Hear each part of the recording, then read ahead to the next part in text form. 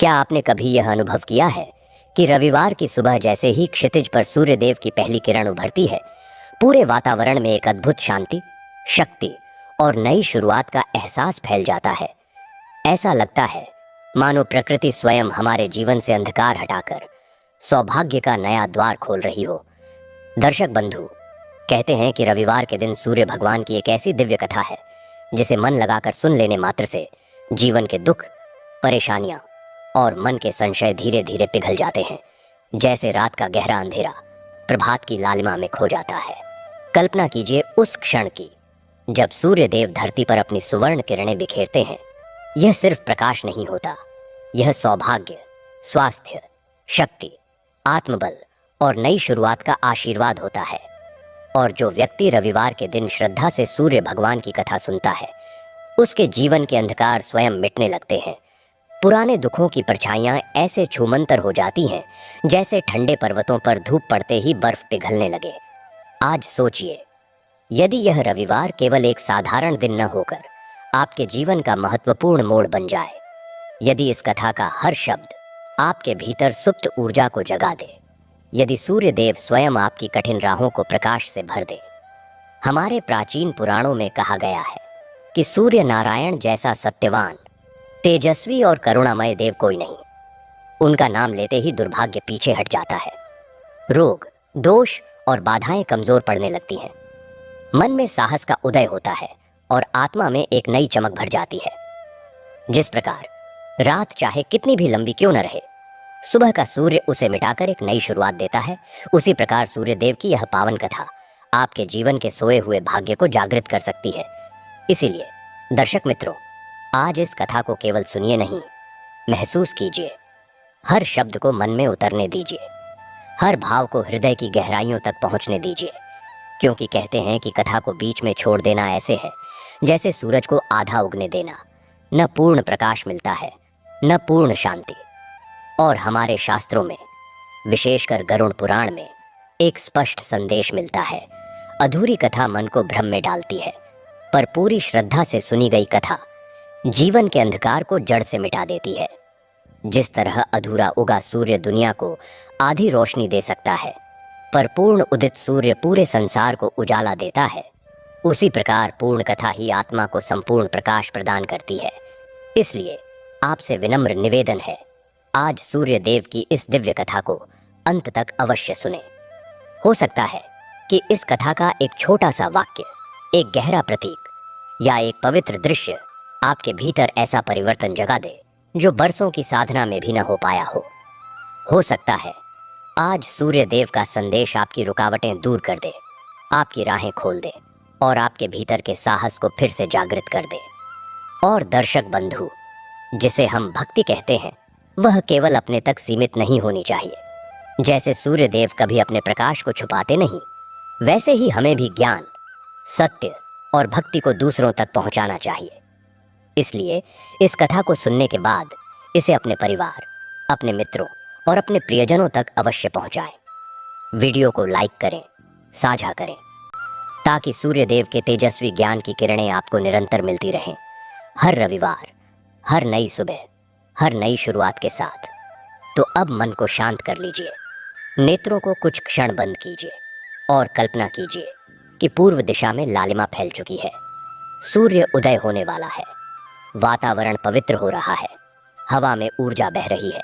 और ठीक इसी पवित्र क्षण पर श्रद्धा और विश्वास के साथ हम सूर्य भगवान की दिव्य कथा का प्रारंभ करते हैं। अब कथा आरंभ होती है, शांति से, सौम्यता से, सूर्य देव की कृपा के साथ। क्योंकि जो आप सुनने जा रहे हैं वह केवल कहानी नहीं, वह जीवन का वह प्रकाश है जो सुनते ही मन के दुख गलने लगते हैं, भाग्य मुस्कुराने लगता है और जीवन स्वयं उजाला बन जाता है। एक छोटे से गांव में रमेश नाम का बहुत ही नेक आदमी रहता था और वह सूर्य भगवान का बहुत दिल से पूजा पाठ करता था। उसका गांव था सुख सागर, पर उसकी जिंदगी में सुख का सागर नहीं बल्कि दुखों की नदी बहती थी। रमेश एक छोटी सी झोपड़ी में रहता था। उसके साथ थी उसकी बूढ़ी माँ और पत्नी सीता।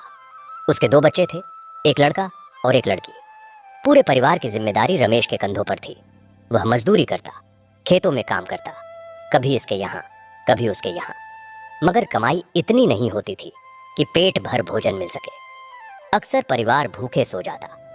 उसकी झोपड़ी की छत टपकती थी। बारिश में सबको पानी भीगता था और सर्दी में ठंडी हवाएं उनके शरीर को कांप खपा देती थीं। गरीबी ने उन्हें इतना जकड़ लिया था कि उम्मीद की एक किरण भी दिखाई नहीं देती थी। रमेश की पत्नी सीता भी दिन रात मेहनत करती, लोगों के घरों में बर्तन मांजती, कपड़े धोती, मगर उसकी मजदूरी भी मुश्किल से कुछ मुट्ठी भर अनाज हो पाती। बच्चों के कपड़े फटे हुए थे, जूते नहीं थे, वे स्कूल भी नहीं जा पाते थे। रमेश के मन में एक ही टीस थी कि वह अपने परिवार को एक दिन भरपेट भोजन भी नहीं खिला पाता, उन्हें अच्छे कपड़े नहीं दिला पाता, अपनी माँ की दवाई तक का इंतजाम नहीं कर पाता। उसकी माँ की आंखें कमजोर हो रही थीं, पैरों में दर्द रहता था, मगर डॉक्टर को दिखाना तो दूर, उनके लिए गर्म कपड़े तक का प्रबंध नहीं था। इन सब दुखों के बीच भी रमेश की एक आदत थी जो उसे जीवित रखे हुई थी। वह थी सूर्य भगवान की उपासना।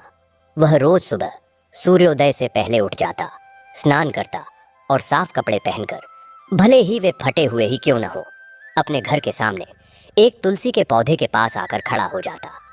उसके पास पूजा के लिए कोई महंगा सामान नहीं होता था। वह एक मिट्टी का दिया लेकर आता, उसमें सरसों का तेल डालता, एक बत्ती जलाता और फिर अपने दोनों हाथ जोड़कर उगते हुए सूरज को देखता। वह पानी से भरा एक छोटा सा लोटा लेकर आता और सूर्य को अर्घ्य देता। उसकी आंखें बंद होती और वह मन ही मन प्रार्थना करता, हे सूर्य देव, हे दिनकर, हे प्रकाश के दाता, आपको मेरा प्रणाम।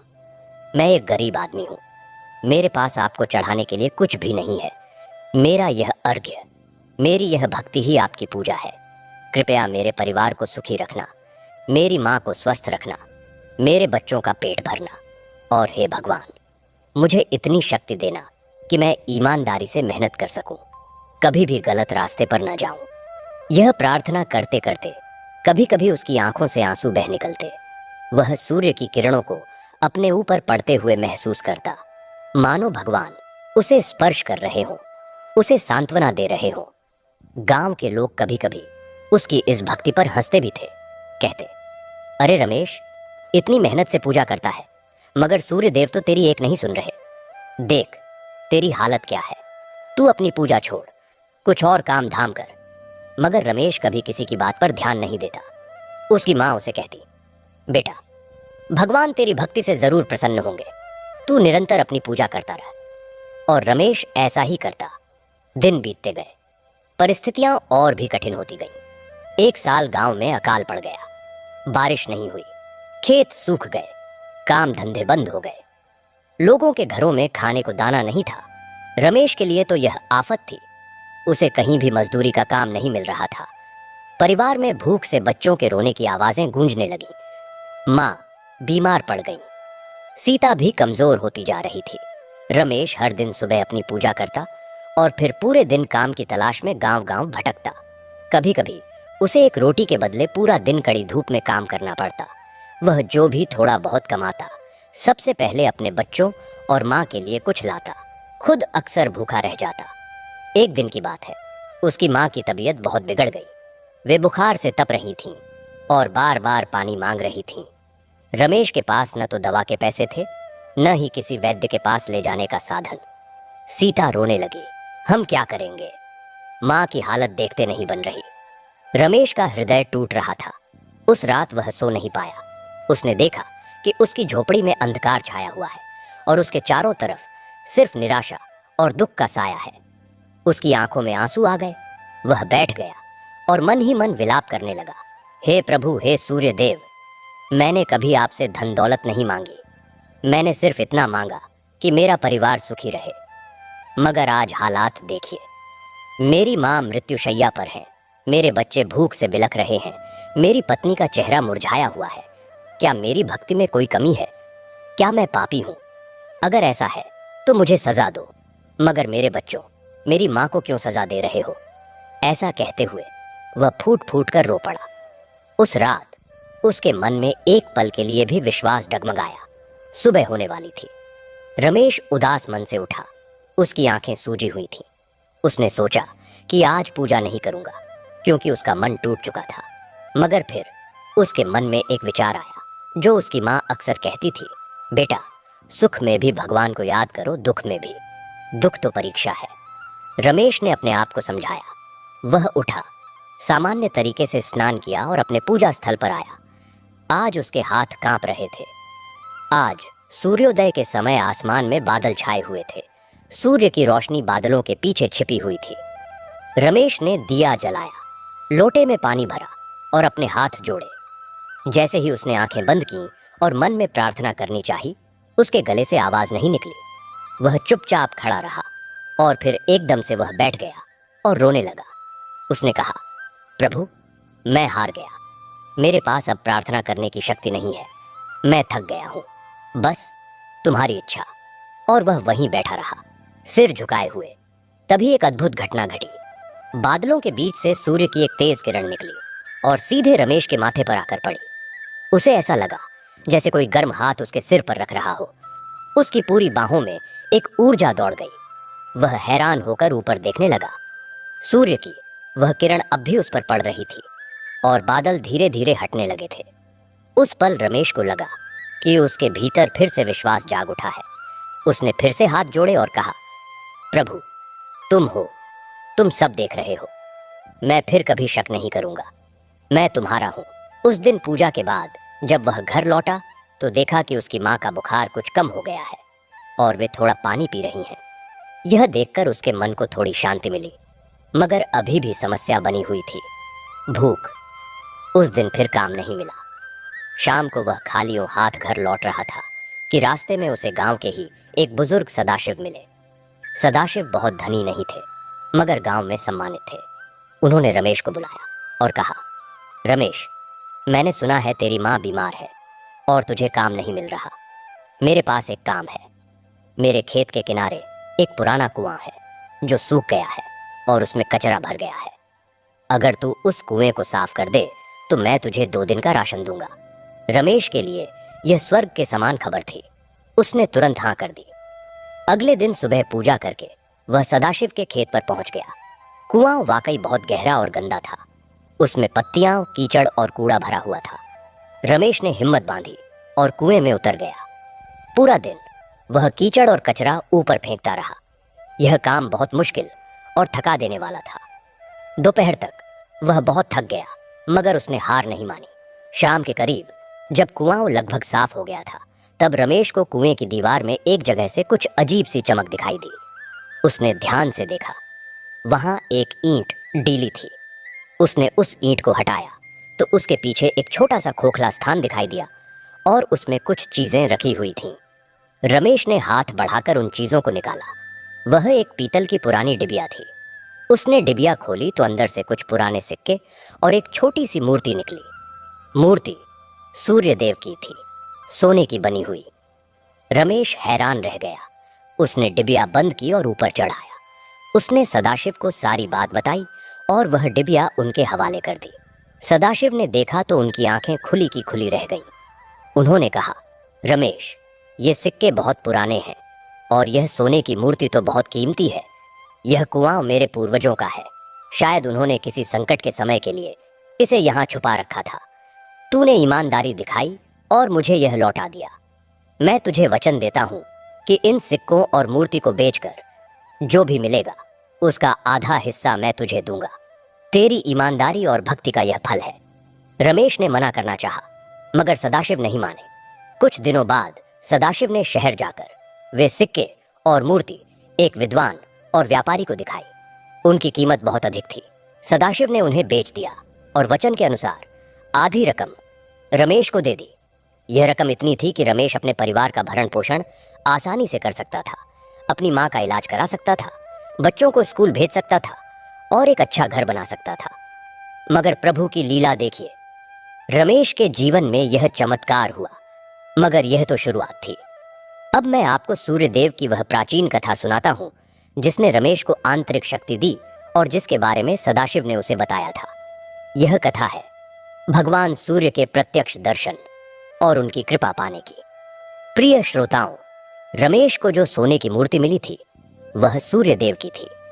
सदाशिव ने रमेश को बताया कि उनके पूर्वज भी सूर्यदेव के बहुत बड़े भक्त थे। और फिर उन्होंने एक कथा सुनाई जो उनके घराने में पीढ़ी दर पीढ़ी चली आ रही थी। यह कथा है राजा अम्बरीश और सूर्यदेव की। राजा अम्बरीश बहुत ही धर्मात्मा और न्यायप्रिय राजा थे। वह प्रतिदिन सूर्योदय से पहले उठकर स्नान करते और सूर्यदेव की आराधना करते। उनकी भक्ति इतनी निश्चल थी कि उन्होंने एक बार घोर तपस्या की और सूर्यदेव को प्रसन्न कर लिया। सूर्यदेव प्रकट हुए और उनसे वर मांगने को कहा। अम्बरीश ने कहा, हे दिनकर, मैं धन दौलत नहीं चाहता, न ही और राज्य चाहता हूँ। मैं तो बस यह चाहता हूँ कि मेरे राज्य में हर प्राणी सुखी रहे, किसी को कोई कष्ट न हो, और हे प्रभु, आपकी कृपा सदैव मेरे और मेरे प्रजा पर बनी रहे। सूर्यदेव बहुत प्रसन्न हुए। उन्होंने कहा, राजन, तुम्हारी निस्वार्थ भक्ति से मैं अति प्रसन्न हूँ। मैं तुम्हें यह वरदान देता हूँ कि जब तक तुम न्याय के पथ पर चलोगे तब तक तुम्हारे राज्य में कभी अकाल नहीं पड़ेगा, कभी अन्याय नहीं होगा। सूर्य का प्रकाश तुम्हारे राज्य में सदैव समृद्धि लाएगा। और मैं तुम्हें एक मूर्ति देता हूँ। यह मेरी स्वर्ण प्रतिमा है। इसे तुम अपने मंदिर में स्थापित करो और नित्य पूजा करो। यह मूर्ति तुम्हारे कुल की रक्षा करेगी। ऐसा कहकर सूर्यदेव अंतर्ध्यान हो गए। राजा अम्बरीश ने वह मूर्ति एक भव्य मंदिर में स्थापित की और नियमित पूजा करते रहे। उनका राज्य धन धान्य से परिपूर्ण रहा। समय बीता, पीढ़ियां बदली। कई सदियों बाद एक महान संकट आया। विदेशी आक्रमणकारियों ने राज्य पर हमला किया। तब के राजा, जो अम्बरीश के वंशज थे, ने मूर्ति को सुरक्षित स्थान पर छुपाने का निर्णय लिया। उन्होंने उस मूर्ति और कुछ बहुमूल्य सिक्कों को एक पीतल की डिबिया में रखा और अपने महल के पास के एक कुएं की दीवार में छुपा दिया ताकि शत्रु उसे न ले जा सके। योजना थी कि संकट टलने के बाद मूर्ति को फिर निकाल लेंगे, मगर दुर्भाग्य से उस युद्ध में राजा वीरगति को प्राप्त हुए और कुएं का रहस्य उनके साथ ही दफन हो गया। समय के साथ वह कुआं सूख गया और भर गया और सदाशिव के पूर्वज, जो उसी राजवंश की एक शाखा थे, उस जमीन के मालिक बन गए, मगर कुएं का रहस्य भूल गए। सदाशिव ने रमेश से कहा, रमेश, तेरी नियमित पूजा और ईमानदारी ने ही इस खोई हुई मूर्ति को फिर से प्रकट किया है। यह कोई संयोग नहीं है। सूर्यदेव ने तुझे चुना है। यह कथा सुनकर रमेश की आंखों में आंसू आ गए। उसे समझ आया कि उसकी भक्ति व्यर्थ नहीं गई। उस दिन से रमेश के जीवन में एक नया मोड़ आया। उसने सदाशिव से मिली राशि से पहले अपनी माँ का अच्छे से इलाज कराया। माँ ठीक हो गई। फिर उसने एक छोटा सा मगर पक्का घर बनवाया, बच्चों को स्कूल में दाखिल करवाया। कुछ पैसों से उसने एक छोटी सी दुकान खोल ली, जहां वह खेत के बीज और रोजमर्रा की चीजें बेचता था। उसकी आमदनी नियमित हो गई, मगर सबसे बड़ी बात यह थी कि उसकी भक्ति और बढ़ गई।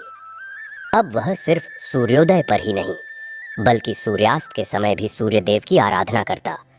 उसने अपने नए घर के आंगन में एक छोटा सा मंदिर बनवाया और उसमें सूर्यदेव की एक मूर्ति स्थापित की। वह प्रतिदिन आदित्य हृदय स्तोत्र का पाठ करता। उसका परिवार अब सुखी था, मगर भगवान की परीक्षा अभी खत्म नहीं हुई थी। कुछ साल बीत गए। रमेश की दुकान अच्छी चल निकली। वह अब गांव का एक सम्मानित व्यक्ति बन गया था। वह गरीबों की मदद करता, भूखों को खाना खिलाता। उसकी ख्याति आसपास के गांवों में फैल गई। लोग उसकी भक्ति और ईमानदारी की मिसाल देने लगे, मगर इससे गांव के कुछ लोगों में ईर्ष्या पैदा हो गई। उनमें से एक था करण, जो पहले से ही गांव का एक धनी व्यक्ति था, मगर बहुत लालची और कपटी था। उसे रमेश की बढ़ती प्रतिष्ठा अच्छी नहीं लगती थी। वह सोचता था कि रमेश ने कुएं में से मिले खजाने का सारा पैसा खुद ही क्यों नहीं रख लिया। उसे लगता था कि रमेश सिर्फ दिखावे के लिए भक्ति करता है। करण ने रमेश को नीचा दिखाने की योजना बनाई। एक बार गांव में एक बड़ा मेला लगा था। मेले में दूर दूर से लोग आए हुए थे। करण ने मेले के दौरान अपने एक सेवक से रमेश की दुकान में आग लगवा दी। दुकान में रखा सारा सामान जलकर खाक हो गया। रमेश के लिए यह एक बहुत बड़ा झटका था। उसकी सारी कमाई उस दुकान में लगी थी। दुकान जलते देख वह स्तब्ध रह गया। गांव वाले आग बुझाने में लग गए, मगर तब तक बहुत देर हो चुकी थी। करण बाहर खड़ा होकर दिखावे का दुख जता रहा था। रमेश उदास मन से घर लौटा। उसकी पत्नी सीता रोने लगी। फिर से हम गरीब हो जाएंगे, हमारा सब कुछ तो जल गया। मगर रमेश की माँ ने उसे समझाया, बेटा, भगवान फिर से तेरी परीक्षा ले रहे हैं, तू घबरा मत। जिसने पहले रास्ता दिखाया वही अब भी दिखाएगा। रमेश ने हाँ में सिर हिलाया। अगली सुबह वह फिर से अपने पूजा स्थल पर गया। आज उसकी प्रार्थना में कोई शिकायत नहीं थी, कोई विलाप नहीं था।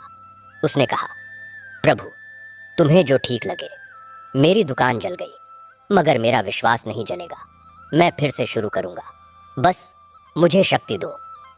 उस दिन पूजा के बाद जब वह बाहर निकला तो देखा कि गांव के कई लोग उसके घर के बाहर इकट्ठा हैं। सबके हाथों में कुछ न कुछ था। कोई अनाज का बोरा लाया था, कोई कपड़े लाया था, कोई थोड़े से पैसे लाया था। गांव के मुखिया बोले, रमेश, तुम हमारे गांव की शान हो। तुमने कभी किसी की मदद करने में कोई कसर नहीं छोड़ी। आज तुम पर मुसीबत आई है तो हम सब तुम्हारे साथ हैं। यह लो, हम सब ने मिलकर तुम्हारे लिए यह सहायता जुटाई है। इससे तुम फिर से अपनी दुकान शुरू कर सकते हो। रमेश की आंखें भर आईं। उसने सबका धन्यवाद किया। उसी भीड़ में करण भी खड़ा था, मगर उसका सिर शर्म से झुका हुआ था। रमेश की ईमानदारी और भक्ति ने पूरे गांव का दिल जीत लिया था। करण के सेवक ने भी अपने मालिक के काले कारनामे का भेद उजागर कर दिया था। गांव वालों ने करण को बहुत फटकारा और उसे गांव छोड़ने को कहा, मगर रमेश ने हस्तक्षेप किया। उसने कहा, नहीं, किसी को गांव नहीं छोड़ना चाहिए। करण ने गलती की है, मगर उसे माफ किया जा सकता है। भगवान सूर्य सबको प्रकाश देते हैं, चाहे वह अच्छा हो या बुरा। उनकी किरणें सब पर समान पड़ती हैं। हमें भी उनका अनुसरण करना चाहिए। रमेश की इन बातों ने करण का हृदय परिवर्तन कर दिया। वह रमेश के पैरों पर गिर पड़ा और माफी मांगने लगा। उसने कहा कि वह रमेश की दुकान का सारा नुकसान भर देगा, और उसने ऐसा ही किया। इस घटना के बाद रमेश की प्रसिद्धि और बढ़ गई। अब मैं आपको एक और छोटी सी कथा सुनाता हूँ जो रमेश ने अपने बच्चों को सुनाई थी और जिसने उनके चरित्र को गढ़ने में महत्वपूर्ण भूमिका निभाई। यह कथा है एक छोटे से बालक शिवानी और सूर्य की किरण की। एक गांव में शिवानी नाम की एक छोटी बच्ची रहती थी। वह बहुत गरीब थी। उसके पास सर्दियों में ओढ़ने के लिए एक पतली सी चादर थी। एक बार की बात है, बहुत कड़ाके की सर्दी पड़ रही थी। शिवानी ठंड से कांप रही थी। उसने देखा कि उसकी झोपड़ी के अंदर एक जगह सूरज की किरण आकर पड़ रही है और वह जगह बहुत गर्म और आरामदायक है। शिवानी उस धूप में बैठ गई। कुछ देर बाद वह किरण खिसक गई। शिवानी ने देखा कि वह किरण अब बाहर सड़क पर पड़ रही है। वह वहां जाकर बैठ गई। फिर वह किरण चलती गई और शिवानी उसके पीछे पीछे चलती गई। इस तरह वह सूर्य की किरण के साथ साथ पूरे गांव में घूमती रही। गांव के लोग हैरान थे कि यह बच्ची ऐसे क्यों घूम रही है। शिवानी ने कहा, मैं सूरज की इस किरण का पीछा कर रही हूं क्योंकि यह मुझे गर्मी देती है।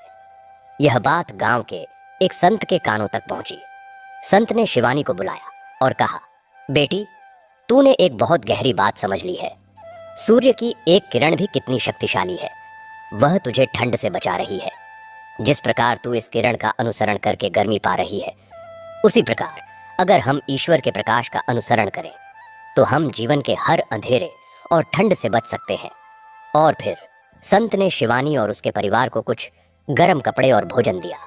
इस कथा का सार है भक्तों कि भगवान का प्रकाश, चाहे वह एक किरण के रूप में हो, हमारा मार्गदर्शन कर सकता है और हमारी रक्षा कर सकता है, बशर्ते हम उसका अनुसरण करने का साहस रखें। रमेश ने भी सूर्य की उस किरण का अनुसरण किया था जो उसके माथे पर उस दुख के दिन पड़ी थी, और वह उसे समृद्धि और शांति की ओर ले गई। अब वापस आते हैं रमेश की कथा में। दुकान जलने के बाद गांव वालों और कर्ण की मदद से रमेश ने फिर से अपनी दुकान शुरू की, और इस बार वह और भी बड़ी और सुंदर थी। समय बीतता गया।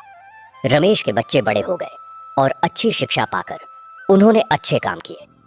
उसका लड़का एक शिक्षक बना और लड़की ने नर्स की ट्रेनिंग ली। रमेश ने अपने घर के पास एक छोटा सा सूर्य मंदिर बनवाया जहां सभी गांव वाले आकर पूजा कर सकते थे। वह स्वयं प्रतिदिन मंदिर में पूजा अर्चना करता और गरीबों को भोजन कराता। एक दिन बहुत वृद्ध होने पर रमेश बीमार पड़ गया। डॉक्टरों ने कहा कि अब ज्यादा दिन नहीं है। पूरा गांव उसके घर के बाहर इकट्ठा हो गया। उसकी माँ तो बहुत पहले स्वर्ग सिधार चुकी थी। मगर उसका पूरा परिवार और गांव वाले उसके इर्द गिर्द थे। रमेश ने सबको आशीर्वाद दिया। अपने अंतिम समय में उसने अपने बेटे से कहा कि उसे मंदिर ले चलो। उसे मंदिर में लिटाया गया, सूर्य देव की मूर्ति के सामने। रमेश ने आखिरी बार अपनी आंखें खोली और मूर्ति की ओर देखा। तभी एक चमत्कार हुआ। मंदिर की खिड़की से सूर्य की एक तेज सुनहरी किरण आई और सीधे रमेश के चेहरे पर पड़ी। रमेश के चेहरे पर एक दिव्य आभा फैल गई और उसने मुस्कुराते हुए अपनी आंखें बंद कर ली। उसने शांति से अंतिम सांस ली। सब लोग हैरान थे। उस पल हर किसी ने महसूस किया कि सूर्यदेव ने अपने भक्त को सीधे अपने धाम बुला लिया है। रमेश का अंतिम संस्कार पूरे सम्मान के साथ किया गया। कहते हैं कि उस दिन सूर्यास्त के समय आसमान में अद्भुत लालिमा थी, मानो स्वयं सूर्यदेव उसके भक्त को विदाई दे रहे हो। रमेश की कथा आज भी उस गांव और आसपास के इलाकों में सुनाई जाती है। उसका बेटा अब मंदिर की देखभाल करता है और वही प्रतिदिन सूर्योपासना का आयोजन करता है। गांव में आज भी हर कोई रमेश की तरह ईमानदारी और भक्ति से जीवन जीने की प्रेरणा लेता है। रमेश के स्वर्गवास के बाद भी उसका बनवाया हुआ छोटा सूर्य मंदिर गांव की आस्था का केंद्र बना रहा। उसका पुत्र, जिसका नाम था विवेक, अब पूरी निष्ठा से मंदिर की सेवा करता था। विवेक ने अपने पिता की हर परंपरा को संजोया। वह भी प्रतिदिन सुबह शाम सूर्य देव की आराधना करता, गरीबों को अन्नदान देता। मगर समय के साथ एक नई पीढ़ी आई जिसे पुरानी परंपराओं में उतनी दिलचस्पी नहीं थी। गांव में कुछ युवा अब शहर की चकाचौंध की ओर भागने लगे थे। वे कहते, यह सब पुरानी बातें हैं। अब कौन सुबह 4 बजे उठकर सूर्य देव को अर्घ्य देता है? हमें तो नौकरी चाहिए, पैसा चाहिए। विवेक को इससे दुख होता, मगर वह धैर्य से समझाता। धीरे धीरे मंदिर में आने वाले भक्तों की संख्या कम होने लगी। सिर्फ बूढ़े लोग और कुछ पुराने भक्त ही नियमित रूप से आते थे। विवेक के मन में एक चिंता घर कर गई कि कहीं उसके पिता की विरासत, उनकी भक्ति की इस ज्योति को अज्ञान के अंधेरे में खो न जाना चाहिए। एक बार की बात है, गांव में भयंकर सूखा पड़ा। पिछले 2 साल से बारिश नाम मात्र की हुई थी।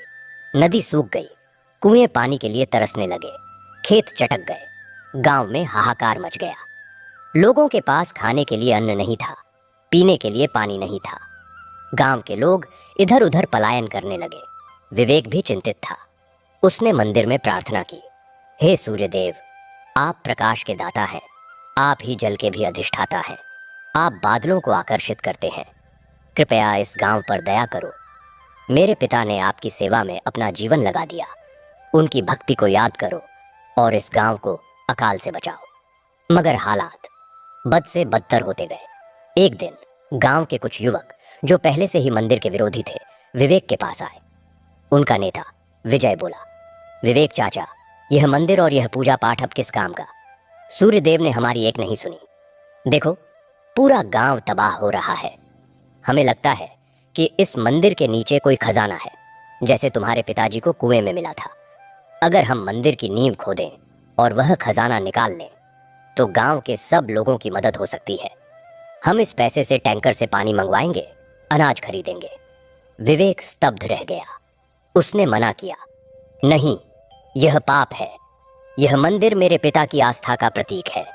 इसे तोड़ोगे तो भगवान नाराज हो जाएंगे और यहाँ कोई खजाना नहीं है। विश्वास करो, प्रार्थना करो, भगवान जरूर हमारी सुनेंगे। मगर डर और हताशा से घबराए हुए युवक नहीं माने। उन्होंने तय किया कि अगले दिन सुबह जब विवेक पूजा करने जाएगा, तब वे मंदिर की नींव खोदना शुरू कर देंगे। उस रात विवेक नींद नहीं आई। वह मंदिर में ही बैठा रहा, सूर्य देव की मूर्ति के सामने। उसकी आंखों में आंसू थे। वह बुदबुदाया, पिताजी, मैं आपकी विरासत को बचा नहीं पा रहा हूँ। लोग भूल गए हैं, अब क्या करूं? पूरी रात वह प्रार्थना में बिता दी। भोर होने लगी। विवेक ने स्नान किया और पूजा की तैयारी करने लगा। तभी उसने बाहर शोर सुना। विजय और उसके साथी कुदाल और फावड़े लिए मंदिर के बाहर जमा हो गए थे। विवेक ने दरवाजा खोला और बाहर आया। मैं तुम्हें रोकूंगा नहीं, उसने थकी आवाज में कहा, मगर पहले मुझे एक बार पूजा करने दो, फिर तुम जो करना चाहो कर लेना। विजय ने हाँ में सिर हिला दिया। विवेक मंदिर के अंदर गया। उसने दिया जलाया, फूल चढ़ाए और अर्घ्य के लिए जल भरा। आज सुबह आसमान में काले काले बादल छाए हुए थे। सूर्योदय का कोई नामो निशान नहीं था। ऐसा लग रहा था मानो प्रकाश ने भी इस गांव को त्याग दिया हो। विवेक ने आंखें बंद की और अपनी अंतिम प्रार्थना शुरू की। वह रमेश द्वारा सिखाए गए आदित्य हृदय स्तोत्र का पाठ करने लगा। उसका स्वर कांप रहा था, मगर उसमें एक अटूट विश्वास था। वह पूरे मनोयोग से एक एक शब्द को भाव से बोलता गया। बाहर खड़े युवक अधीर हो रहे थे। विजय बोला, बस करो अब, कितनी पूजा करोगे? सूर्य देव तो दिखाई भी नहीं दे रहे। मगर तभी एक अद्भुत घटना घटी। विवेक के स्तोत्र पाठ की आखिरी पंक्तियां जैसे ही पूरी हुई, काले बादलों के बीच से सूर्य की एक तेज सुनहरी किरण बाहर निकली और सीधी मंदिर के शिखर पर जा पड़ी। फिर वह किरण मंदिर के दरवाजे से होती हुई अंदर प्रवेश कर गई और सीधे सूर्य देव की मूर्ति पर पड़ी। मूर्ति से एक तेज प्रकाश फैलने लगा, जैसे वह स्वयं चमक उठी हो। यह देखकर बाहर खड़े सभी युवक और गांव वाले दंग रह गए। उसी पल आसमान में गड़गड़ाहट हुई और मूसलाधार बारिश शुरू हो गई। यह कोई साधारण बारिश नहीं थी, यह तो मानो स्वर्ग से अमृत बरस रहा था। सूखे से त्रस्त गांव वाले खुशी से झूम उठे। वे बारिश में नाचने लगे, भगवान के जयकारे लगाने लगे। विजय और उसके साथी हतप्रभ थे। उनके हाथों से कुदाल फावड़े छूट गए। वे समझ गए कि उनसे कितनी बड़ी भूल हुई। विवेक मंदिर से बाहर आया। उसके चेहरे पर एक दिव्य तेज था। बारिश की बूंदें उस पर पड़ रही थीं, मगर वह मुस्कुरा रहा था। विजय उसके पैरों पर गिर पड़ा और रोते हुए माफी मांगने लगा। मुझे माफ कर दो चाचा, मैं अंधा था, मैंने भगवान की शक्ति को नहीं पहचाना। विवेक ने उसे उठाया और कहा, यह भगवान की कृपा है। उन्होंने हमारी परीक्षा ली और फिर अपनी अनुकंपा दिखाई। अब तुम समझ गए हो कि यह मंदिर सिर्फ पत्थर की इमारत नहीं, बल्कि हमारी आस्था का केंद्र है। उस दिन के बाद गांव में फिर से भक्ति की लहर दौड़ गई। सभी युवक अब विवेक के सबसे बड़े सहयोगी बन गए। उन्होंने मंदिर का जीर्णोद्धार किया, उसे और सुंदर बनाया। बारिश ने सूखे की सारी विपदा दूर कर दी। खेत हरे भरे हो गए, कुएं लबालब भर गए। गांव फिर से समृद्ध होने लगा। मगर यह चमत्कार सिर्फ गांव तक सीमित नहीं रहा। पड़ोस के गांवों में भी यह खबर आग की तरह फैल गई कि सुखसागर गांव में सूर्यदेव ने प्रत्यक्ष चमत्कार दिखाया है। लोग दूर दूर से इस मंदिर के दर्शन करने आने लगे। मंदिर एक प्रसिद्ध तीर्थ स्थान बन गया। अब कथा में एक नया पात्र प्रवेश करता है। एक दिन मंदिर में एक युवक दर्शन करने आया। उसका नाम था अरुण।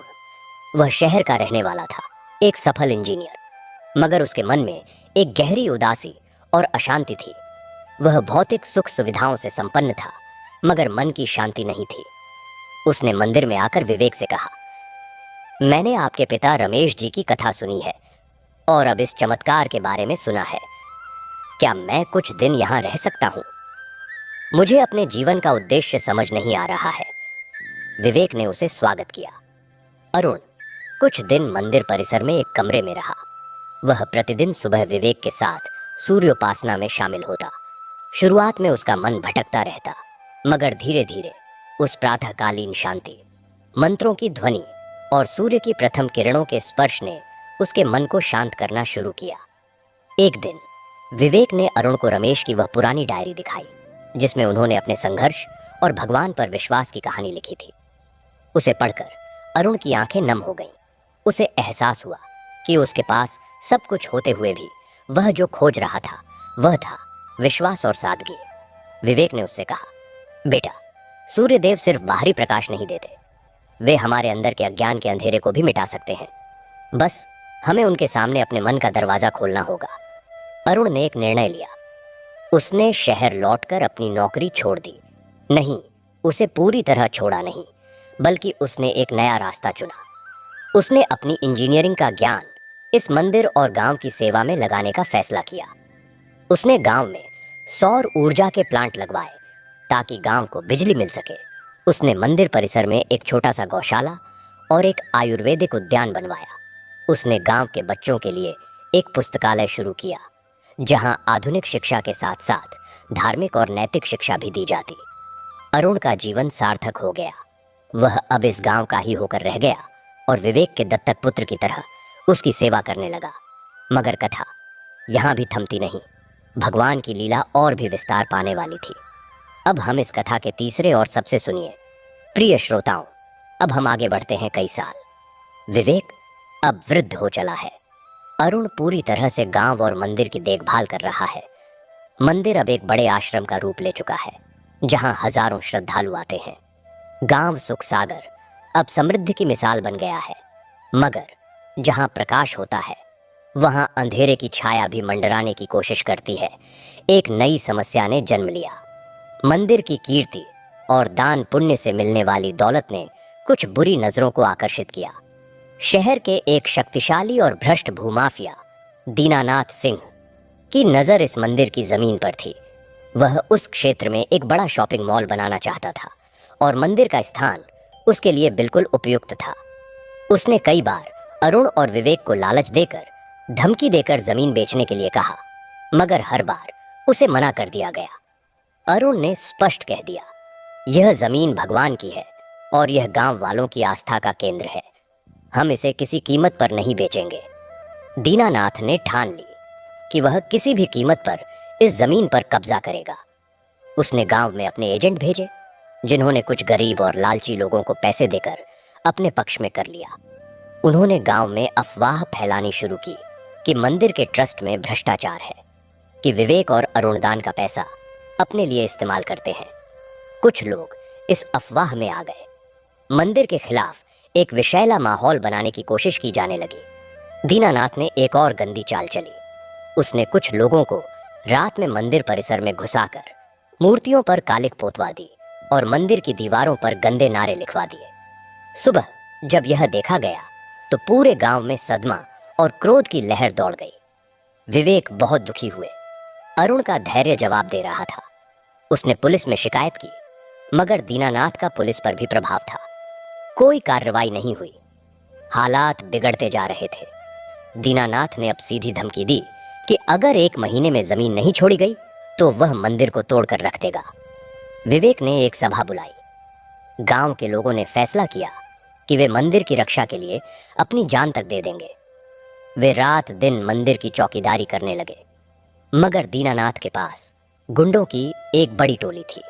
एक अंधेरी रात, जब गांव के कुछ लोग मंदिर की पहरेदारी कर रहे थे, दीनानाथ के गुंडों ने हमला कर दिया।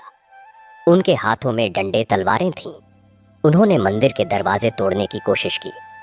गांव वालों ने बहादुरी से मुकाबला किया, मगर वे संख्या और हथियारों में कम थे। कई लोग घायल हो गए। हंगामा सुनकर अरुण और बूढ़ा विवेक भी मंदिर पहुंच गए। विवेक ने देखा कि उसका प्यारा मंदिर, जहां उसके पिता ने भक्ति की थी, जहां चमत्कार हुआ था, उसे तोड़ा जा रहा है। वह मंदिर के सामने जाकर खड़ा हो गया और चिल्लाया, रुक जाओ, अगर तुम्हें इस मंदिर को तोड़ना है तो पहले मुझे मारो। गुंडे हंसे और एक ने विवेक को धक्का देकर गिरा दिया। अरुण ने उसे संभाला। ऐसा लग रहा था कि आज मंदिर बच नहीं पाएगा।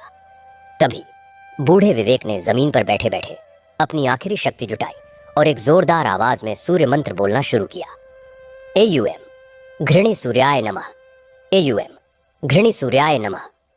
उसी क्षण मंदिर के शिखर पर लगे धातु के कलश से एक तेज चमक निकली। यह चमक इतनी तेज थी कि सबकी आंखें चौंधिया गईं।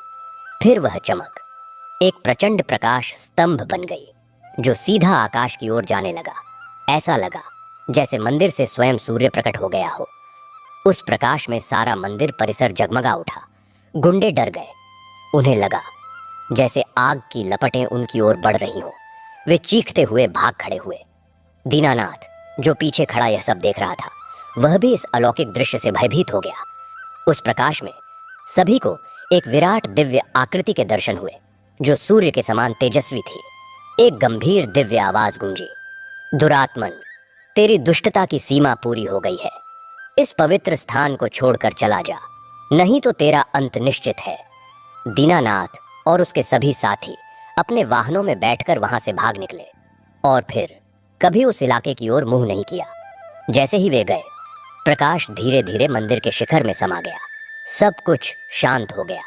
गांव वालों ने देखा कि मंदिर की मूर्तियां और दीवारें एकदम साफ और चमकदार थीं, जैसे किसी ने उन्हें अभी अभी धोया हो। घायल लोगों के घाव भी आश्चर्यजनक रूप से ठीक होने लगे थे। यह चमत्कार पूरे राज्य की सुर्खियां बन गया। अखबारों और टीवी चैनलों ने इसकी खबरें छापी। जांच के लिए आए अधिकारियों और पत्रकारों ने गांव वालों से बयान लिए। सबने एक ही बात कही, सूर्यदेव स्वयं प्रकट हुए थे। इस घटना के बाद मंदिर का महत्व राष्ट्रीय स्तर पर हो गया। सरकार ने इसे एक संरक्षित धरोहर घोषित कर दिया। दीनानाथ को उसके अन्य अपराधों के आधार पर गिरफ्तार कर लिया गया। गांव वालों ने मिलकर मंदिर का और विस्तार किया। अब यहाँ एक बड़ा सत्संग भवन, एक अन्न क्षेत्र, मुफ्त भोजनालय और एक आयुर्वेदिक चिकित्सालय बन गया।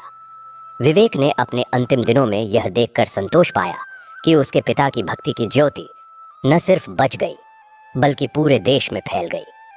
उसने अरुण को मंदिर का अगला महंत नियुक्त किया और शांति से अपने प्राण त्याग दिए। उसकी समाधि मंदिर परिसर में ही बनाई गई।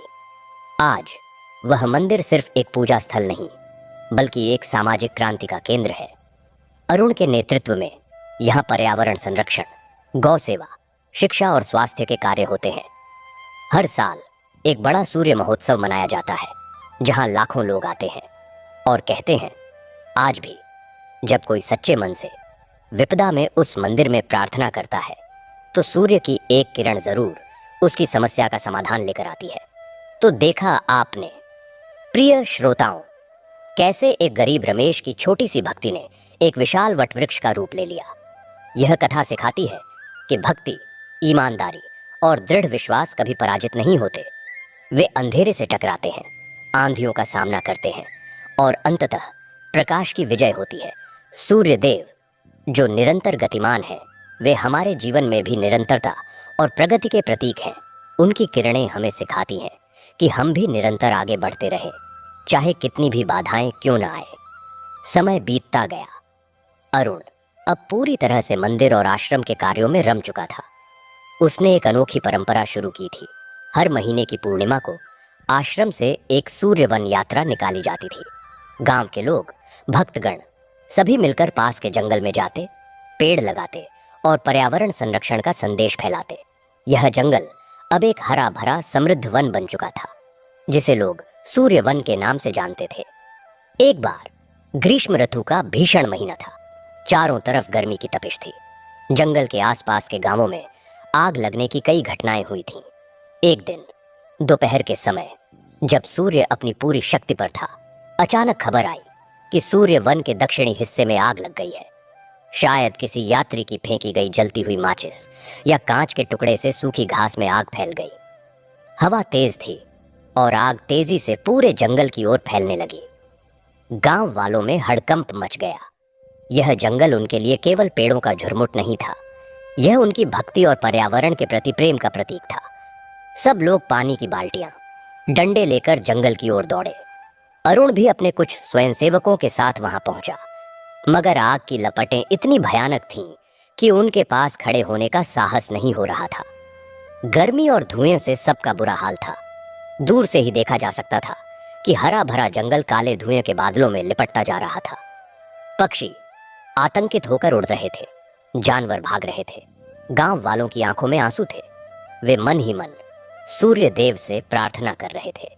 अरुण ने देखा कि आग का केंद्र जंगल के बीचों बीच था, जहां एक बहुत पुराना विशाल पीपल का पेड़ था। उस पेड़ के नीचे उन्होंने एक छोटा सा सूर्य मंदिर भी बनवाया था, जहां यात्री विश्राम करते थे। अरुण का हृदय दुख से भर गया। वह बुदबुदाया, हे प्रभु, क्या हमारी मेहनत और प्यारा यह वन आज हमारी आंखों के सामने जलकर राख हो जाएगा? हे सूर्यदेव, आप ही तो अग्नि के स्वामी हैं। आपकी किरणों से यह आग पैदा हुई है क्या? कृपया इसे रोकिए। तभी एक अद्भुत घटना घटी। जिस तरफ से आग की लपटें सबसे तेजी से बढ़ रही थीं, उसी दिशा से अचानक एक प्रचंड गर्म हवा का झोंका आया। मगर यह हवा आग को और नहीं बल्कि विपरीत दिशा में, यानी आग के केंद्र की ओर धकेलने लगी। यह देखकर सब हैरान रह गए। ऐसा लगा जैसे कोई अदृश्य शक्ति आग को एक जगह सीमित कर रही हो। फिर वही पुराना पीपल का पेड़ जो आग की चपेट में आने वाला था, उसकी पत्तियां एकाएक खड़खड़ाने लगीं। उसकी शाखाओं से ऐसा प्रतीत हुआ जल की बूंदें टपकने लगीं। यह कोई साधारण टपकाव नहीं था, यह एक सघन जल वर्षा थी। मानो पेड़ के भीतर से एक फव्वारा फूट पड़ा हो। वह जल केवल उस पेड़ और आसपास की आग पर ही नहीं, बल्कि चमत्कारिक रूप से उन जगहों पर गिर रहा था जहां आग सबसे भयंकर थी। और सबसे आश्चर्यजनक बात यह थी कि वह जल ठंडा नहीं बल्कि गर्म था, मगर उस गर्म जल में इतनी शक्ति थी कि जहां भी वह गिरता आग की लपटें तुरंत शांत हो जाती, ठीक वैसे ही जैसे घी की अग्नि शांत हो जाती है। कुछ ही मिनटों में आग का विस्तार रुक गया। वह पीपल का पेड़ और उसके आसपास का क्षेत्र पूरी तरह सुरक्षित रहा, जबकि दूर के कुछ हिस्से जहां आग पहले ही लग चुकी थी वहां नुकसान हुआ। मगर आग पूरी तरह बुझ गई थी। गांव वालों ने, जो दूर से यह नजारा देख रहे थे, आगे बढ़कर देखा तो वे दंग रह गए। पीपल के पेड़ की जड़ों के पास वहां की मिट्टी से एक नया सोता फूट पड़ा था। गर्म पानी की एक धारा बह रही थी जो धीरे धीरे ठंडी हो रही थी और एक छोटी सी जलधारा का रूप ले रही थी। वह पानी स्वच्छ और मीठा था। अरुण ने समझ लिया। उसने सबको बताया, भाइयों और बहनों, यह सूर्य देव का चमत्कार है। उन्होंने अग्नि को नियंत्रित किया और हमें एक नया जल स्रोत दिया है। यह गर्म जल इस बात का प्रतीक है कि सूर्य देव की किरणें जल को भी पवित्र और रोगनाशक बना सकती हैं। उस दिन के बाद उस स्थान को सूर्य कुंड के नाम से जाना जाने लगा। लोगों ने वहां एक छोटा सा कुंड बनवाया। कहते हैं उस कुंड के जल में स्नान करने से त्वचा के रोग दूर होते हैं। और वह पीपल का पेड़ आज भी हरा भरा खड़ा है, मानो भगवान की रक्षा का प्रतीक बना हुआ है। इस घटना ने पूरे क्षेत्र में पर्यावरण संरक्षण के प्रति लोगों की आस्था को और गहरा कर दिया। अब हर साल वहां एक वन महोत्सव मनाया जाता है जहां हजारों पेड़ लगाए जाते हैं। अब सुनिए दूसरा और भी मार्मिक चमत्कार जो एक बालक के जीवन से जुड़ा है।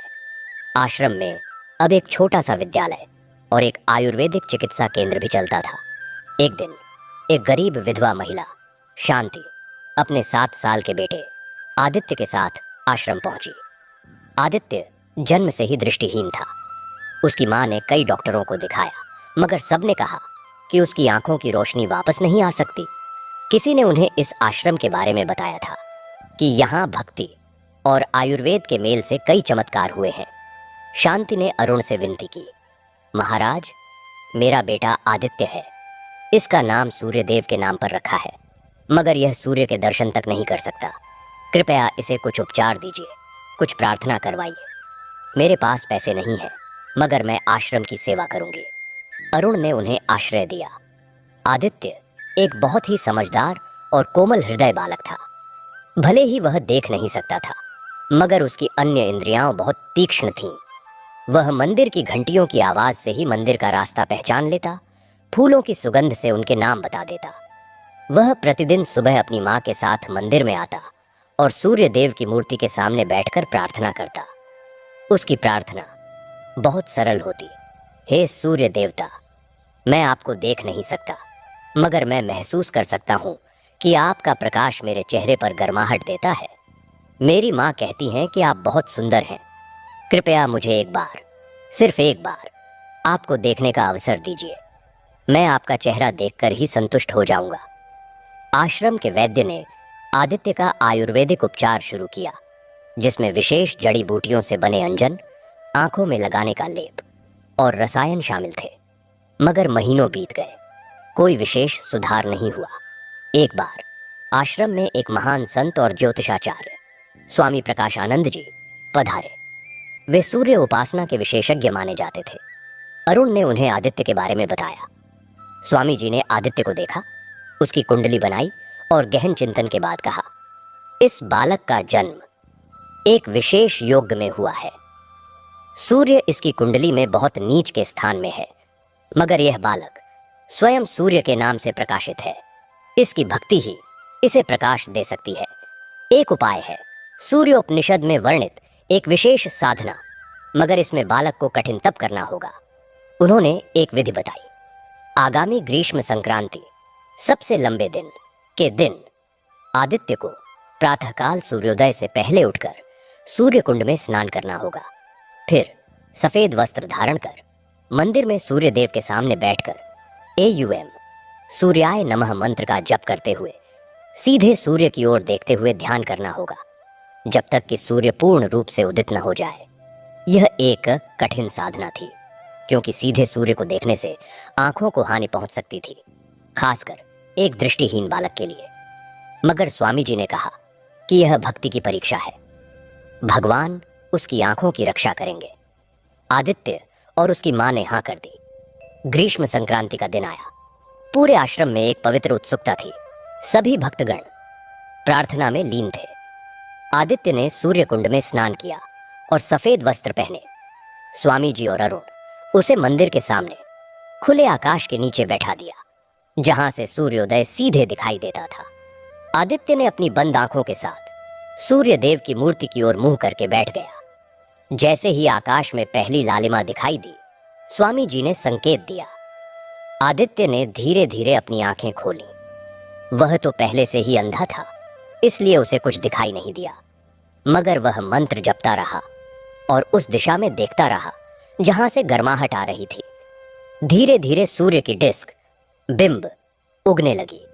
सामान्य व्यक्ति के लिए उस तेज प्रकाश को सीधे देख पाना असंभव था, मगर आदित्य की आंखें, जो प्रकाश के प्रति संवेदनशील नहीं थीं, वह सीधे उस ओर देख रहा था। मंत्र जपते जपते आदित्य के मन में एक अद्भुत शांति थी। वह सोच रहा था, हे भगवान, चाहे मैं देख पाऊं या न देख पाऊं, मैं आपका हूं। तभी जब सूर्य का ऊपरी किनारा क्षितिज से पूरी तरह ऊपर आया, आदित्य ने एक तीखी चमकदार रोशनी महसूस की। मगर यह रोशनी उसे चुभी नहीं, बल्कि उसे लगा जैसे कोई सुनहरे पानी की धारा उसकी आंखों में प्रवेश कर रही हो। उसने अपनी पलकें झपकाई नहीं, और फिर कुछ सेकंडों के लिए उसे एक दिव्य दृश्य दिखाई दिया। उसे सूर्य की डिस्क नहीं, बल्कि सूर्य के भीतर एक तेजोमय मानवीय आकृति दिखाई दी, जो मुस्कुरा रही थी और उसकी ओर हाथ बढ़ा रही थी। उस आकृति का तेज इतना कोमल और प्रेमपूर्ण था कि आदित्य की आंखों में आंसू आ गए। वह चीख उठा, मैं देख रहा हूं, मैं देख रहा हूं, वह मुस्कुरा रहे हैं। और फिर वह बेहोश होकर गिर पड़ा। सब लोग दौड़े। आदित्य को उठाकर छाया में ले जाया गया। कुछ देर बाद जब उसे होश आया तो उसकी मां उसके सामने खड़ी थी। आदित्य ने धीरे से अपनी आंखें खोली। पहली बार उसने अपनी मां का चेहरा देखा। वह रोते हुए मां से लिपट गया। मां, तुम इतनी सुंदर हो। उसकी आंखों की रोशनी वापस आ गई थी। डॉक्टरों ने जांच की तो पाया कि उसकी ऑप्टिक नर्व और रेटिना, जो पहले निष्क्रिय मानी जाती थी, अब पूरी तरह क्रियाशील है। यह चमत्कार चिकित्सा विज्ञान के लिए एक पहेली बन गया, मगर भक्तों के लिए यह सूर्य देव की असीम कृपा थी। आदित्य ने बाद में बताया कि उसने जो दिव्य आकृति देखी थी, वह सूर्य देव के साक्षात दर्शन थे। इस घटना के बाद आदित्य ने अपना जीवन सूर्य भक्ति और सेवा को समर्पित कर दिया। वह आज एक प्रसिद्ध आयुर्वेदाचार्य और भक्त हैं, जो हजारों लोगों का इलाज करते हैं और सूर्योपासना का प्रचार करते हैं। उनकी कथा ने दूर दूर तक यह संदेश फैलाया कि भगवान के लिए कुछ भी असंभव नहीं है। इन दो चमत्कारों, सूर्यवन की रक्षा और आदित्य के चमत्कारिक उपचार, ने न केवल आश्रम की ख्याति को चार चांद लगा दिया, बल्कि समाज के दो अलग अलग पहलुओं को छुआ, पर्यावरण और स्वास्थ्य। लोगों ने समझा कि भक्ति सिर्फ मंदिर तक सीमित नहीं है, वह प्रकृति की रक्षा और मानव सेवा में भी प्रकट होती है। आश्रम अब एक ऐसा हब बन गया जहां आध्यात्मिकता, पर्यावरण चेतना और आयुर्वेदिक चिकित्सा का अद्भुत समन्वय होता है।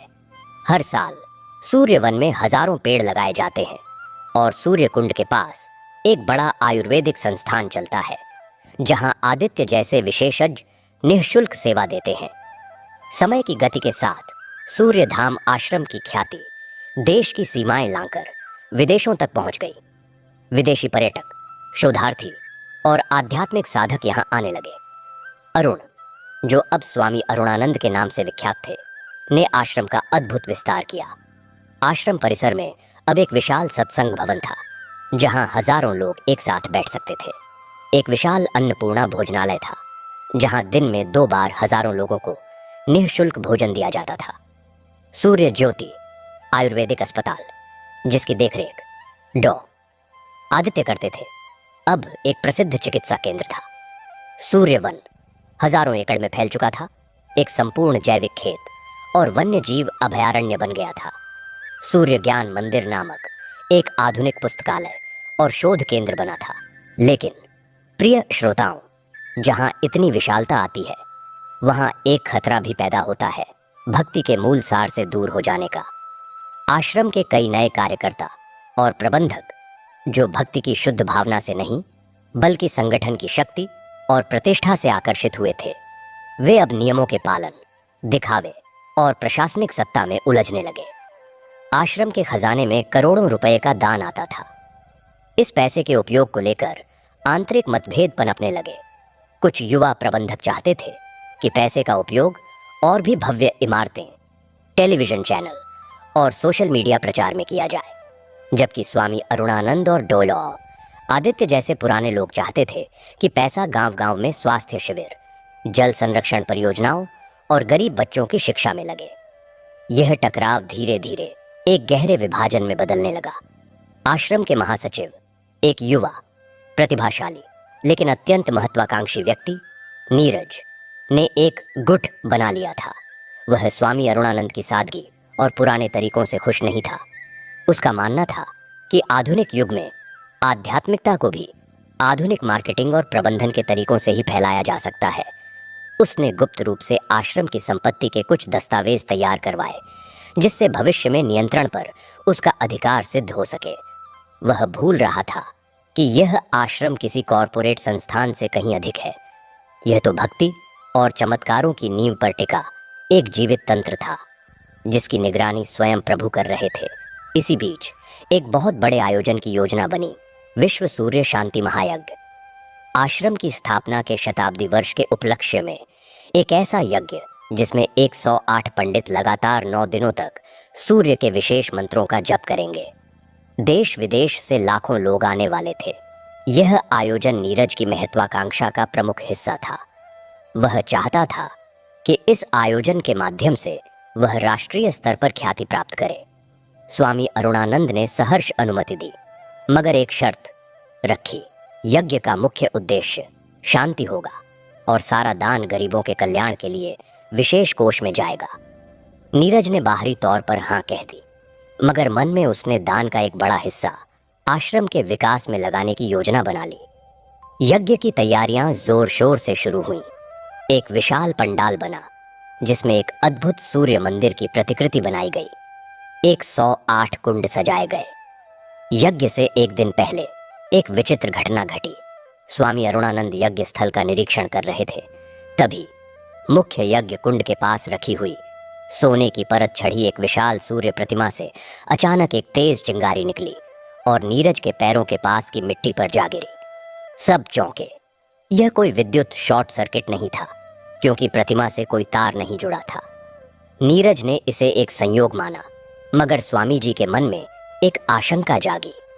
उन्होंने रात्रि में आदित्य से कहा, आदित्य, मुझे लगता है इस यज्ञ में कुछ विघ्न आने वाला है। हमारी नीयत में शुद्धता की कमी है। हमें सचेत रहना चाहिए। यज्ञ का प्रारंभ हुआ। पहले 3 दिन सब कुछ शानदार रहा। भक्तों की भीड़ उमड़ पड़ी। मीडिया का जबरदस्त कवरेज था। नीरज खुश था। चौथे दिन यज्ञ के मध्याह्न के समय जब 108 पंडित एक सुर में गायत्री मंत्र का उच्चारण कर रहे थे, तभी आसमान साफ होते हुए भी मुख्य यज्ञ कुंड में प्रज्वलित अग्नि अचानक लगभग बुझ सी गई। यह असंभव था।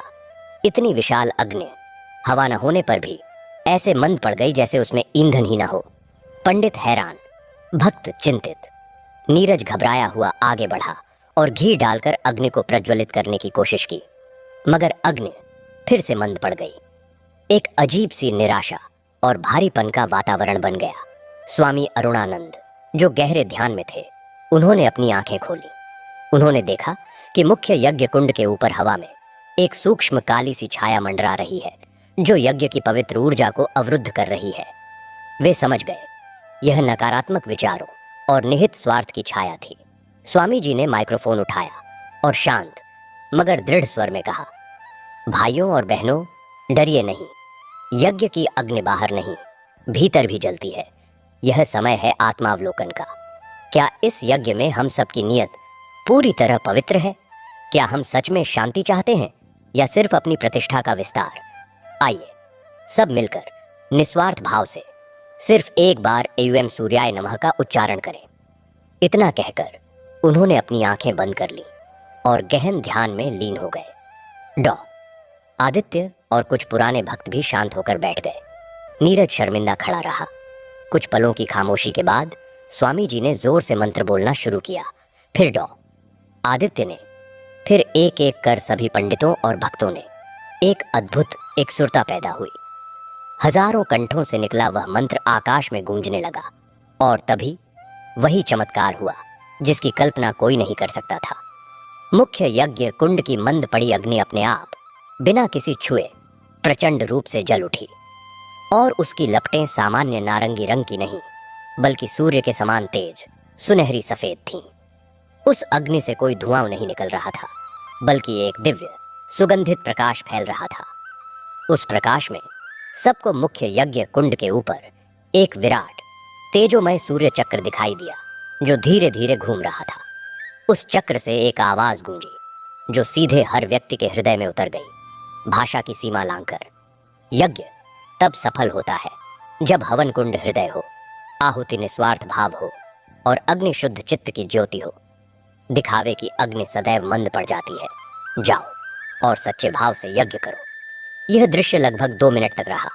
फिर सूर्य चक्र धीरे धीरे अदृश्य हो गया और अग्नि फिर से सामान्य रंग की हो गई, मगर अब वह प्रचंड और निर्बाध रूप से जल रही थी। पूरा पंडाल एक अलौकिक शांति और आनंद से भर गया। लोग रो रहे थे, कुछ मुस्कुरा रहे थे, सब मौन थे। नीरज की आंखों से आंसू बह निकले।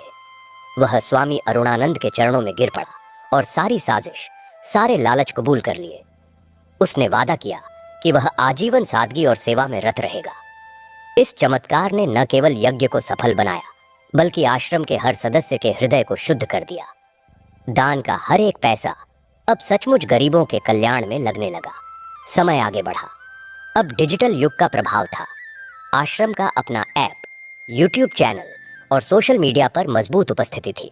स्वामी अरुणानंद अब बहुत वृद्ध हो चले थे। सेवा की बागडोर अब डॉ आदित्य और पूरी तरह परिवर्तित नीरज के हाथों में थी। एक नई चुनौती सामने आई, एक वैश्विक महामारी। लॉकडाउन लग गया, मंदिर बंद, आश्रम के द्वार श्रद्धालुओं के लिए बंद। लाखों भक्त जो मंदिर में आकर श्रद्धा अर्पित करते थे, वे अब घरों में कैद, भय और चिंता से ग्रस्त थे। आश्रम की टीम ने ऑनलाइन सत्संग और पूजा शुरू की, मगर भक्तों की इच्छा थी कि वे सूर्य देव के दर्शन कर सके, उन्हें वही अनुभव मिले जो मंदिर में मिलता था। डॉ आदित्य ने एक विचार दिया। उन्होंने कहा, क्यों ना हम एक वर्चुअल सूर्य आराधना का आयोजन करें, जहां हर कोई अपने घर की छत पर, बालकनी में, खिड़की के पास सुबह एक निश्चित समय पर एक जल का लोटा लेकर खड़ा हो और हमारे प्रसारण के साथ एक साथ अर्घ्य दे। हम मंदिर के मुख्य शिखर पर एक हाई रिजोल्यूशन कैमरा लगाएंगे जो सीधे सूर्योदय का प्रसारण करेगा। यह विचार सबको पसंद आया। एक विशेष दिन जब सूर्य ग्रहण था, जो आमतौर पर शुभ नहीं माना जाता, मगर उन्होंने इसे अंधकार पर प्रकाश की विजय के प्रतीक के रूप में चुना। इस कार्यक्रम का आयोजन किया गया। पूरे देश और विदेश से लाखों लोगों ने अपने अपने स्थानों से एक ही समय पर ऑनलाइन जुड़कर सूर्य आराधना में भाग लेने का संकल्प लिया। सुबह 5:55 पर आश्रम का यूट्यूब चैनल लाइव हुआ। स्क्रीन पर दिख रहा था मंदिर का शिखर और पीछे अंधेरा छंटता हुआ आकाश। स्वामी अरुणानंद वीडियो कॉन्फ्रेंस के माध्यम से मार्गदर्शन कर रहे थे। 6 बजे जैसे ही सूर्य की पहली किरण क्षितिज से झांकी, डॉ आदित्य ने मंत्र बोलना शुरू किया। AUM घृणी सूर्याय नमः। लाखों लोगों ने अपने अपने घरों में एक साथ पानी से अर्घ्य दिया। तभी एक और चमत्कार हुआ जो डिजिटल युग के लिए अद्वितीय था। लाइव प्रसारण में जब सूर्य का गोलाकार बिंब पूरी तरह उभरा तो कैमरे के लेंस में सूर्य के चारों ओर एक स्पष्ट सुनहरा आभामंडल हेलो दिखाई दिया, जो सामान्यतः नग्न आंखों से नहीं दिखता।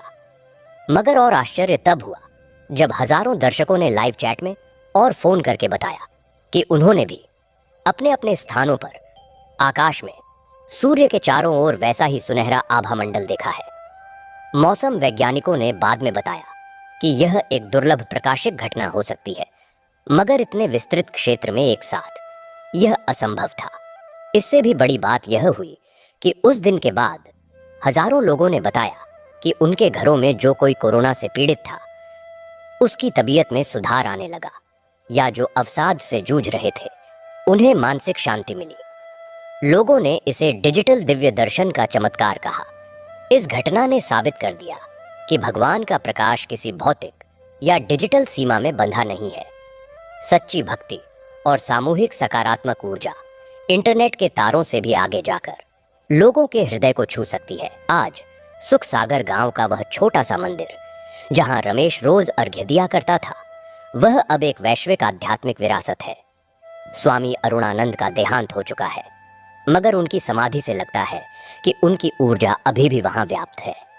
डॉ आदित्य और नीरज अब दोनों वृद्ध एक साथ मिलकर आश्रम का संचालन करते हैं। उन्होंने एक नई पीढ़ी को प्रशिक्षित किया है, ऐसे युवा जो तकनीक के ज्ञान के साथ साथ भक्ति की गहरी समझ रखते हैं।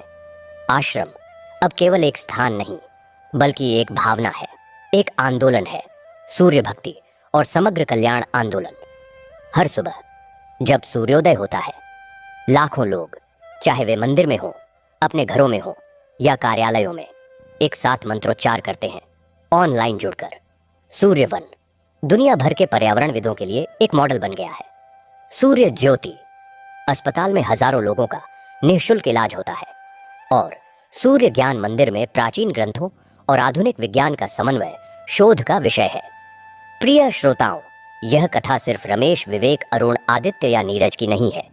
यह हर उस व्यक्ति की कथा है जो अंधेरे में भी प्रकाश की एक किरण के लिए तरसता है। यह कथा हमें सिखाती है कि भक्ति का मार्ग सरल है, मगर उस पर चलने के लिए दृढ़ता चाहिए।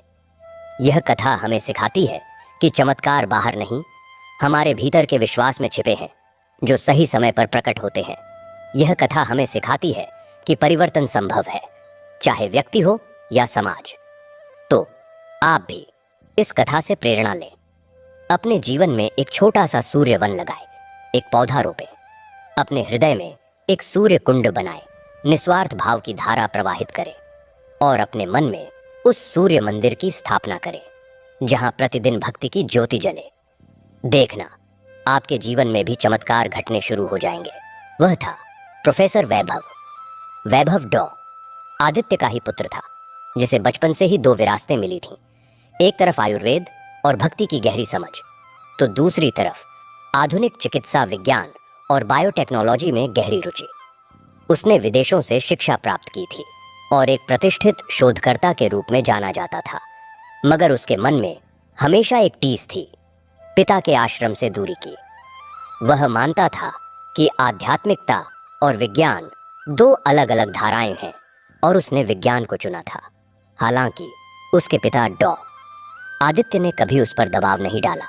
वे कहते, बेटा, सूर्यदेव ज्ञान के भी स्रोत हैं, चाहे तू उन्हें मंदिर में ढूंढे या प्रयोगशाला में, अंततः तुझे उनका ही प्रकाश मिलेगा।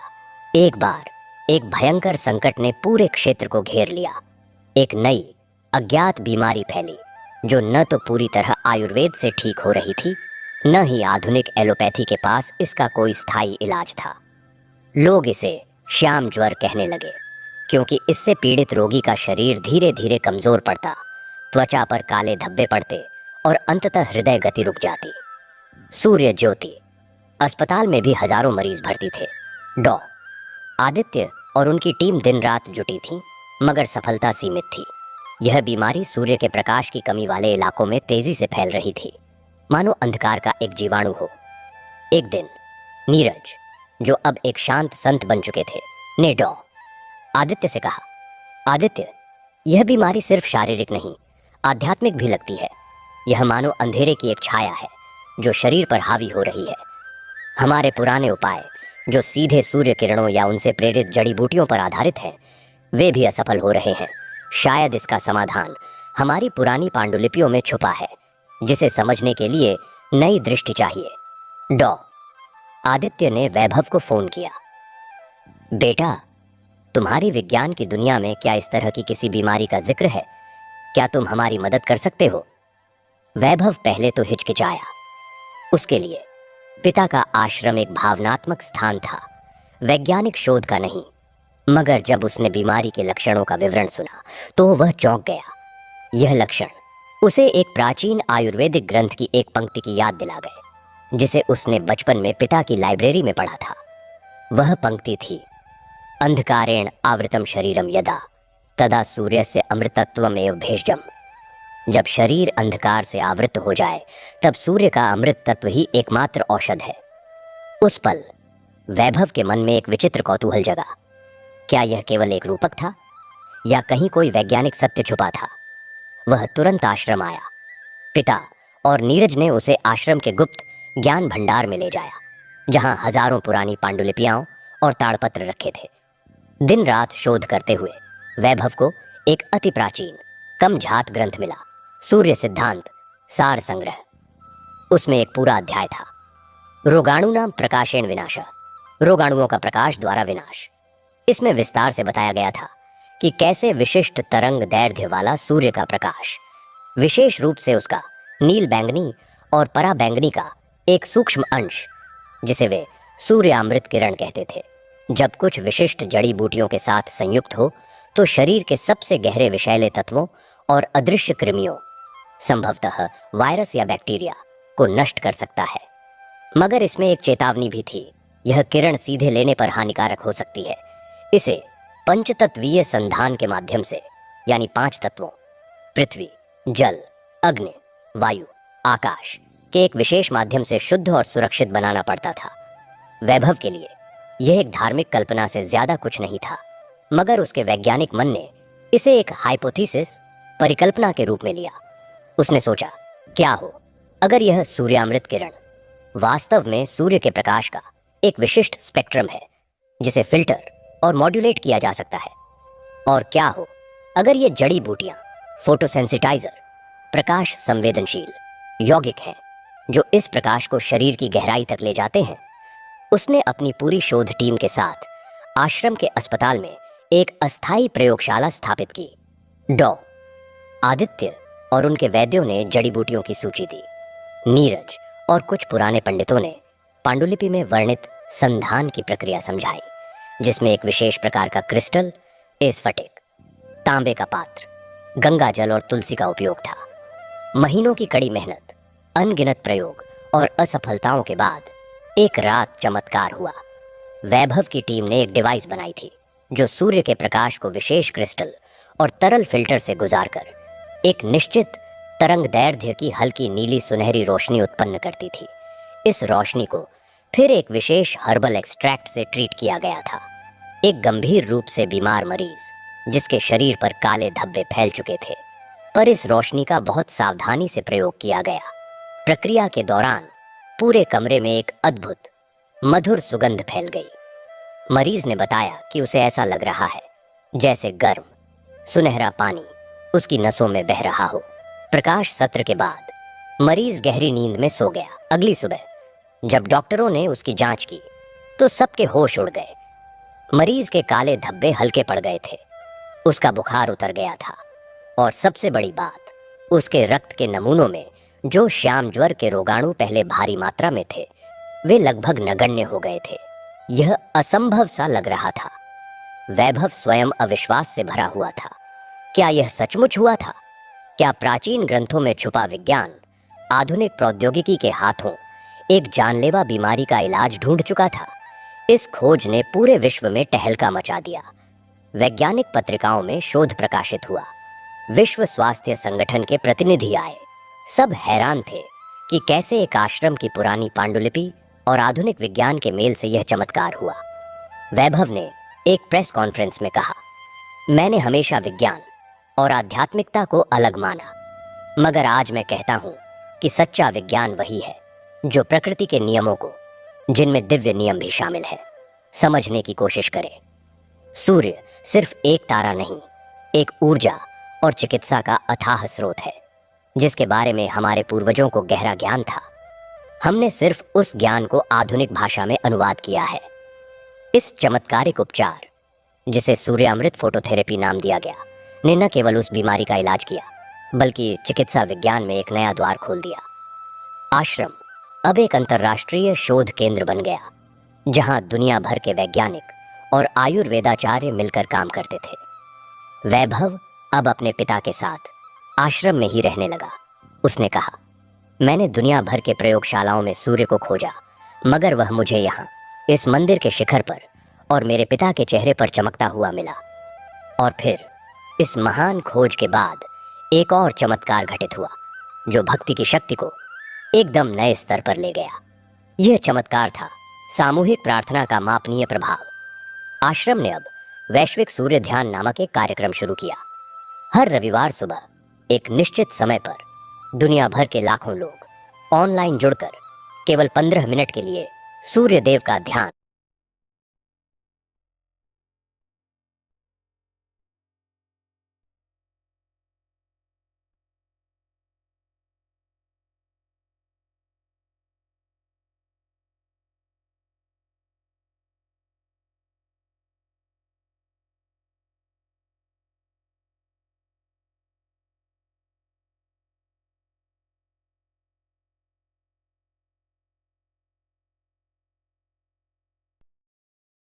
सूर्य देव का ध्यान और मंत्र जप करते थे।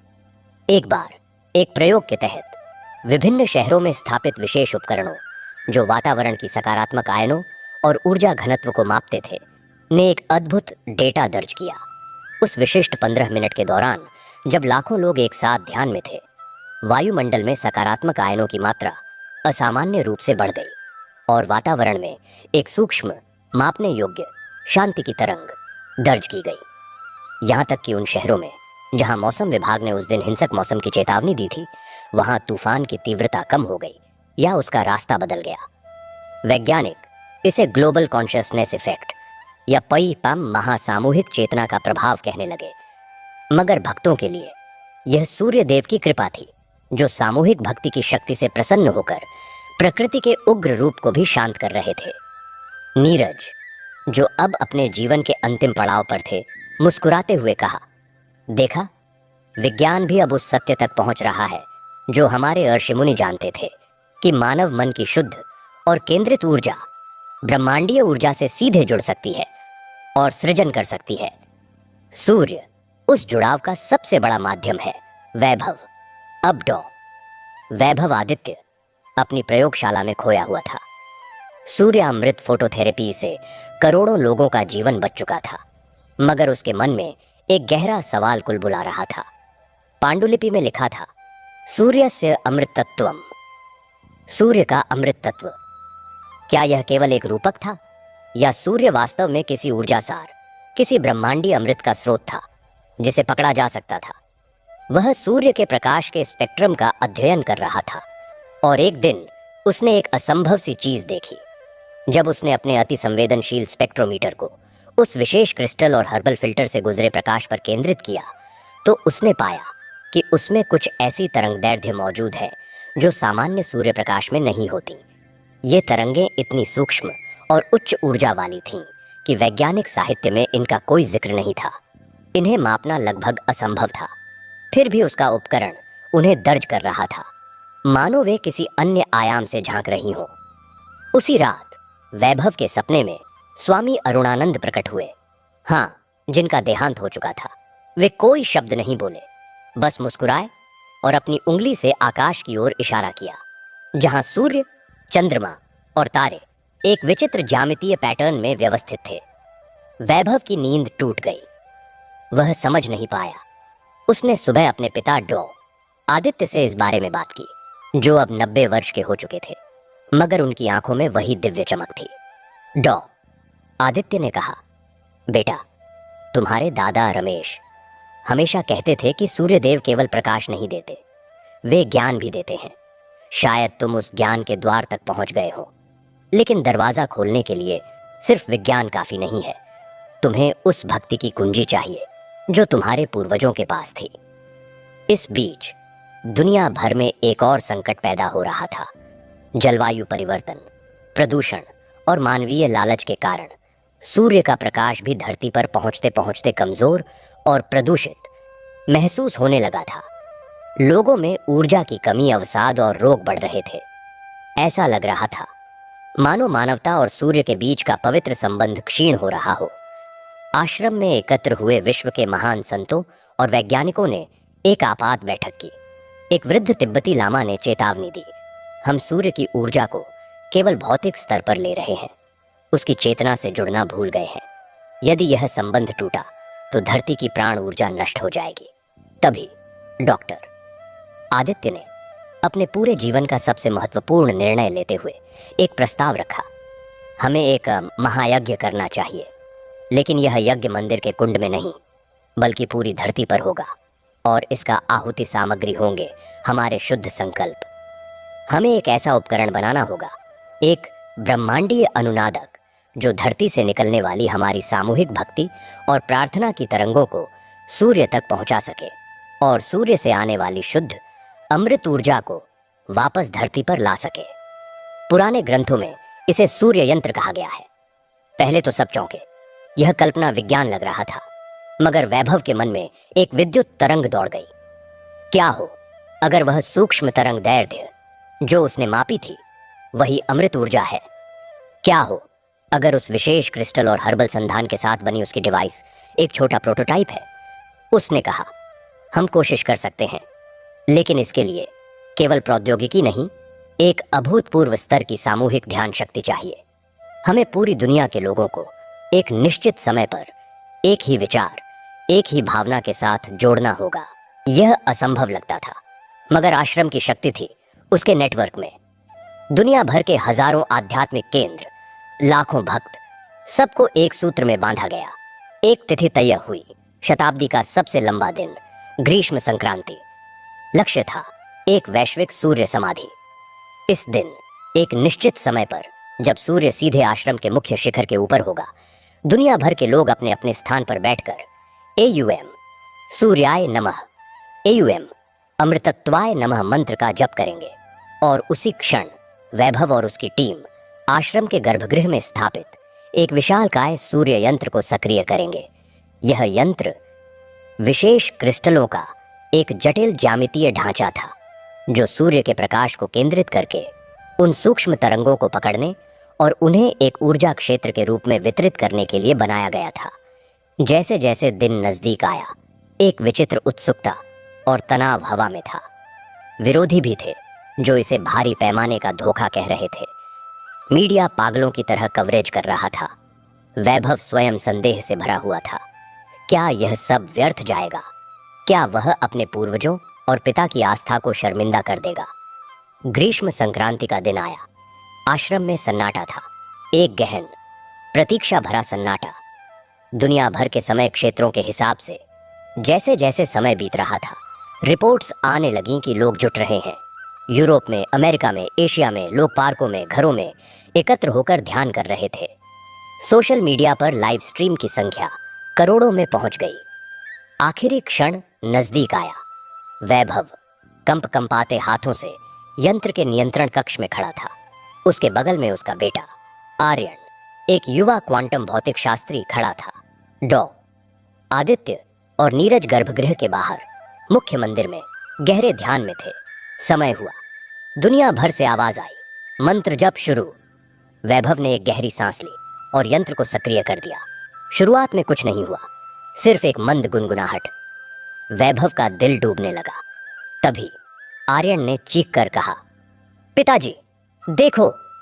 यंत्र के केंद्रीय क्रिस्टल से एक सूक्ष्म सुनहरी नीली रोशनी का एक बिंदु प्रकट हुआ। फिर वह बिंदु फैलने लगा, एक तरंग की तरह, और पूरे यंत्र को भरने लगा। उसी समय बाहर आकाश में सूर्य के चारों ओर एक विशाल दृश्यमान प्रकाश मंडल कोरोना प्रकट हो गया, जो सामान्य सूर्य ग्रहण के समय से भी अधिक चमकीला और स्पष्ट था। यह दृश्य दुनिया भर से देखा जा सकता था, जहां भी अंधेरा नहीं था। और फिर वह हुआ जिसकी किसी ने कल्पना भी नहीं की थी। यंत्र से निकली वह सुनहरी नीली ऊर्जा अचानक एक सघन प्रकाश स्तंभ के रूप में ऊपर उठी, सीधे आकाश में स्थित उस प्रकाश मंडल से जा मिली। ऐसा लगा जैसे धरती और सूर्य के बीच एक जीवंत चमकता हुआ सेतु बन गया हो। इस सेतु से एक कोमल सुगंधित दृश्यमान प्रकाश धरती पर बरसना शुरू हुआ। यह प्रकाश बारिश की तरह नहीं, बल्कि एक स्वर्णिम धुंध की तरह था, जो धीरे धीरे पूरे आश्रम, फिर पूरे गांव, फिर पूरे क्षेत्र में फैल गया। जहां भी यह प्रकाश पहुंचा, लोगों ने अद्भुत अनुभव किए। बीमारों ने ताकत महसूस की, उदासों के चेहरों पर मुस्कान आ गई। पेड़ पौधे एक अजीब सी ताजगी से भर गए। जानवर शांत होकर आकाश की ओर देखने लगे। वैभव और आर्यन के सामने के स्क्रीन पर, जो दुनिया भर के पर्यावरणीय सेंसर से जुड़े थे, आंकड़े तेजी से बदलने लगे। वायु गुणवत्ता सूचकांक अचानक सामान्य हो गया। विकिरण स्तर गिर गया। यहाँ तक कि कुछ स्थानों के तापमान में भी एक सुखद संतुलन आ गया। ये सब कुछ मिनटों में हो रहा था। मगर सबसे बड़ा चमत्कार तब हुआ जब वह प्रकाश स्तंभ धीरे धीरे समाप्त हुआ। आकाश में जहां सूर्य था, वहां अब केवल सूर्य नहीं था। उसके ठीक बगल में एक दूसरा छोटा सा किंतु तेजस्वी प्रकाश बिंदु प्रकट हुआ। यह कोई ग्रह नहीं था, कोई उल्का नहीं थी। यह एक नया सूर्य नहीं था, बल्कि ऐसा लग रहा था जैसे सूर्य की ही एक प्रतिध्वनि, एक दिव्य प्रतिबिंब आकाश में उभर आया हो। यह प्रतिबिंब कुछ ही मिनटों तक रहा, फिर धीरे धीरे लुप्त हो गया। पूरी दुनिया ने इसे देखा। खगोल शास्त्री हैरान थे। उनके उपकरणों ने कोई नया खगोलीय पिंड नहीं दर्ज किया था, मगर करोड़ों लोगों ने उसे अपनी आंखों से देखा था। इस घटना का मतलब क्या था? डॉ आदित्य, जिनकी आंखों में आंसू थे, ने समझाया। हमने सोचा था कि हम सूर्य से कुछ मांग रहे हैं, मगर सूर्य ने हमें दिखा दिया कि हम स्वयं में ही वह प्रकाश धारण कर सकते हैं। वह प्रतिबिंब, वह धरती का प्रकाश था। हमारी सामूहिक शुद्ध चेतना की ज्योति, जो सूर्य के साथ अनुनादित होकर आकाश में प्रतिबिंबित हो गई। यह कोई बाहरी चमत्कार नहीं, बल्कि हमारे भीतर छिपे दिव्यत्व का प्रकटीकरण था। इस घटना के बाद दुनिया बदल गई। लोगों ने महसूस किया कि मानवता अलग अलग टुकड़ों में बटी हुई नहीं, बल्कि एक जीवित, जागृत तंत्र है जो ब्रह्मांडीय ऊर्जाओं से सीधे जुड़ सकता है। सूर्य यंत्र अब एक स्थायी पृथ्वी चक्र बन गया, जो लगातार मानवीय भावनाओं और पर्यावरण के बीच संतुलन बनाए रखता था। रमेश के उस छोटे से अर्घ्य ने एक ऐसी श्रृंखला शुरू की थी जिसने अंततः पूरी मानवता को एक नए युग के दहलीज पर खड़ा कर दिया था। एक ऐसा युग जहां विज्ञान और आध्यात्मिकता, धरती और आकाश, मानव और देवता अलग अलग नहीं, बल्कि एक ही सत्य के अभिन्न अंग थे। और कथा अब यहाँ समाप्त नहीं होती, क्योंकि जब आर्यन अपने पिता वैभव और दादा डॉ आदित्य के साथ अगली सुबह सूर्योदय देखने के लिए मंदिर के सामने खड़ा होता है, तो वह एक नया सवाल लेकर आता है। दादाजी, पिताजी, अगर हम सूर्य से ऐसा जुड़ाव बना सकते हैं, तो क्या हम उन तारों से भी जुड़ सकते हैं जो रात में टिमटिमाते हैं? क्या हमारी भक्ति और हमारा विज्ञान हमें समस्त ब्रह्मांड से जोड़ सकता है? डॉ आदित्य मुस्कुराते हैं और सूर्य की पहली किरण उनके चेहरे को सुनहरा बना देती है। क्यों नहीं बेटे, रमेश दादा ने तो सिर्फ एक सूर्य को देखा था, तुम्हें तो पूरा आकाश दिख रहा है। यात्रा अभी बाकी है। बस नियत शुद्ध रखना, भक्ति बनाए रखना और जिज्ञासा कभी मत खोना। विश्व सूर्य समाधि के उस अद्भुत चमत्कार के बाद सुख सागर गांव का वह आश्रम अब केवल एक स्थान नहीं रह गया था, वह एक जीवंत प्रतीक बन गया था। मानवता की सामूहिक चेतना और दिव्य ऊर्जा के मिलन का प्रतीक। वह पृथ्वी चक्र या सूर्य यंत्र अब लगातार एक मंद सुनहरी ऊर्जा का विकिरणन करता रहता था, जो पूरे क्षेत्र को एक कोमल सुरक्षात्मक आवरण में लपेटे हुए था। यहाँ आने वाला हर यात्री, चाहे वह वैज्ञानिक हो या भक्त, एक अद्भुत शांति और स्पष्टता का अनुभव करता। बीमार ठीक हो जाते, भटके हुए मार्ग पा लेते और खोए हुए अपनों को फिर से पा लेते। मगर सबसे बड़ा परिवर्तन था लोगों की समझ में। लोग अब समझने लगे थे कि भक्ति कोई बाहरी अनुष्ठान नहीं, बल्कि एक आंतरिक संरेखण है। सूर्य देव की आराधना का अर्थ था अपने भीतर के अहंकार के अंधकार को मिटाकर आत्मा के शुद्ध प्रकाश के साथ एक हो जाना। रमेश की साधना इसी का प्रारंभिक बिंदु थी। विवेक की रक्षा इसकी निरंतरता थी। स्वामी अरुणानंद का विस्तार इसका प्रसार था। डॉ आदित्य की चिकित्सा इसकी करुणामय अभिव्यक्ति थी। वैभव का विज्ञान इसकी बौद्धिक पुष्टि थी और आर्यन का प्रश्न, वह इसकी अनंत संभावनाओं की ओर इशारा था। अब इस कथा के अंतिम दृश्य में चलते हैं। डॉ आदित्य, जिनकी आयु 105 वर्ष की हो चुकी थी, अब अपने जीवन के अंतिम चरण में थे। उनका शरीर शिथिल था, मगर आंखों का तेज और चेहरे की मुस्कान वैसी ही थी, बल्कि और भी गहरी और भी दिव्य हो गई थी। वे अक्सर मंदिर के सामने उसी तुलसी के पौधे के पास बैठते जहां रमेश प्रतिदिन अर्घ्य दिया करते थे। एक दिन संध्या के समय जब सूर्यास्त का स्वर्णिम प्रकाश पूरे आश्रम को स्नान करा रहा था, डॉ आदित्य ने अपने पुत्र वैभव, पौत्र आर्यन और पूरे आश्रम के सदस्यों को अपने पास बुलाया। सब लोग चुपचाप उनके चारों ओर बैठ गए। डॉ आदित्य की आवाज धीमी थी, मगर हर शब्द दिल में उतर जाता था। उन्होंने कहा, मेरे प्रियो, मेरी यात्रा पूरी होने को है। देखो, सूर्य अस्त हो रहा है, मगर क्या वह वास्तव में जा रहा है? नहीं, वह तो दूसरे लोगों को प्रकाश देने के लिए जा रहा है। ठीक वैसे ही हमारा जीवन भी एक सूर्य की तरह है। उदय होता है, चरम पर चमकता है और फिर अस्त हो जाता है। मगर यह अस्त होना अंत नहीं है। यह तो एक नए प्रकाश के लिए, एक नए रूप में जन्म लेने के लिए विश्राम है।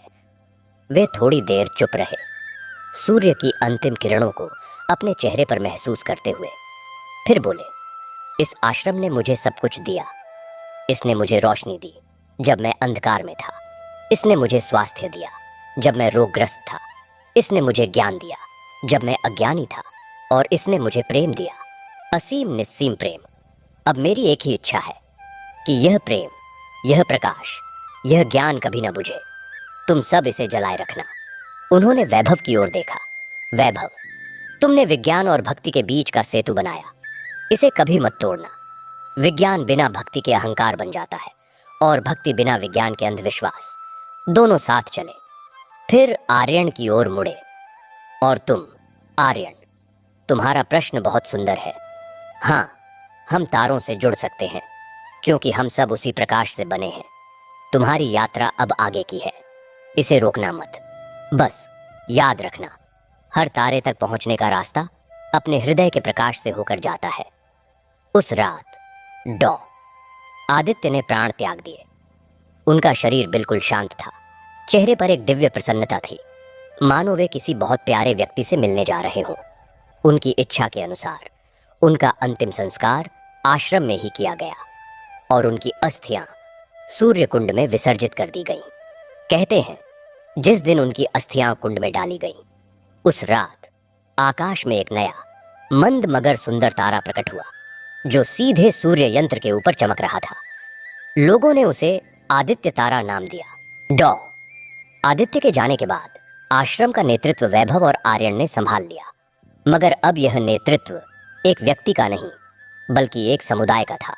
एक सत्य सभा बनी, जिसमें वैज्ञानिक, संत, किसान, डॉक्टर, शिक्षक सभी शामिल थे, और सभी महत्वपूर्ण निर्णय मिलकर लिए जाते थे। आश्रम अब एक पूर्ण ज्ञान यज्ञ का केंद्र था। यहाँ हर दिन सूर्योपासना होती, प्रकृति की सेवा होती, ज्ञान का आदान प्रदान होता, और गरीबों पीड़ितों की सेवा होती।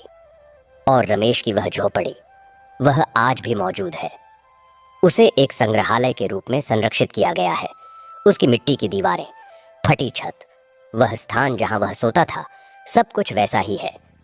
उस झोपड़ी के बाहर एक पट्टिका पर लिखा है, यहां से शुरू हुई एक भक्ति की चिंगारी ने समय के साथ एक सभ्यता को रोशन करने वाला सूर्य बन लिया। हर नया आगंतुक सबसे पहले इस झोपड़ी में जाता, एक पल रुकता, और एक साधारण मिट्टी के दिए को जलाता है, रमेश को श्रद्धांजलि देते हुए। प्रिय श्रोताओं, इस कथा का सार क्या है?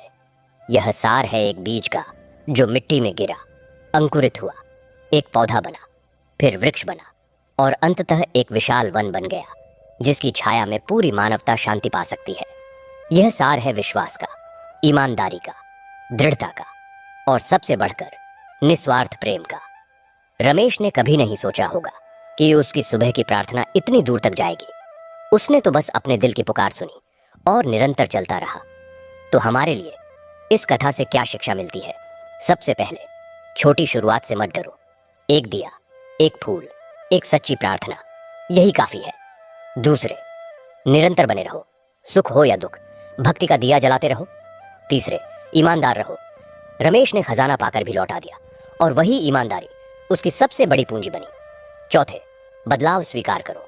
विवेक, अरुण, वैभव, आर्यन, हर पीढ़ी ने नए तरीके से भक्ति को जिया। और अंतिम, प्रेम और सेवा को केंद्र में रखो। भगवान तक पहुंचने का सबसे सीधा रास्ता उनकी सृष्टि की सेवा से होकर जाता है। अब जब यह कथा पूरी होती है तो मेरी आपसे एक विनती है, इसे केवल एक कहानी के रूप में नहीं, एक जीवन दर्शन के रूप में लें। आज ही से एक छोटा सा संकल्प लें। सुबह उठकर सूर्य को एक लोटा जल अर्पित करें या बस कुछ पल उनके प्रकाश में खड़े होकर अपने दिन का आरंभ करें। एक पेड़ लगाएं, किसी जरूरतमंद की मदद करें, ईमानदारी से अपना काम करें। देखना, धीरे धीरे आपके जीवन में भी एक चमत्कार घटित होने लगेगा। आप स्वयं ही प्रकाश बन जाएंगे। इस कथा के सभी पात्र रमेश, सीता, विवेक, अरुण, आदित्य, वैभव, आर्यन, वे सब हमारे भीतर ही बैठे हैं। रमेश हमारी सादगी है, विवेक हमारी रक्षा भावना है, अरुण हमारी सेवा भावना है, आदित्य हमारी करुणा है, वैभव हमारी जिज्ञासा है और आर्यन हमारा अनंत सपना है। बस उन्हें जगाने की देर है। तो आइए इस कथा का समापन एक प्रार्थना के साथ करते हैं। हे सूर्यदेव, हे प्रकाश के स्रोत, हमें अपनी किरणों की तरह निर्मल और तेजस्वी बनाओ। हमारे हृदय से अहंकार और द्वेष के अंधकार को मिटा दो। हमें इतना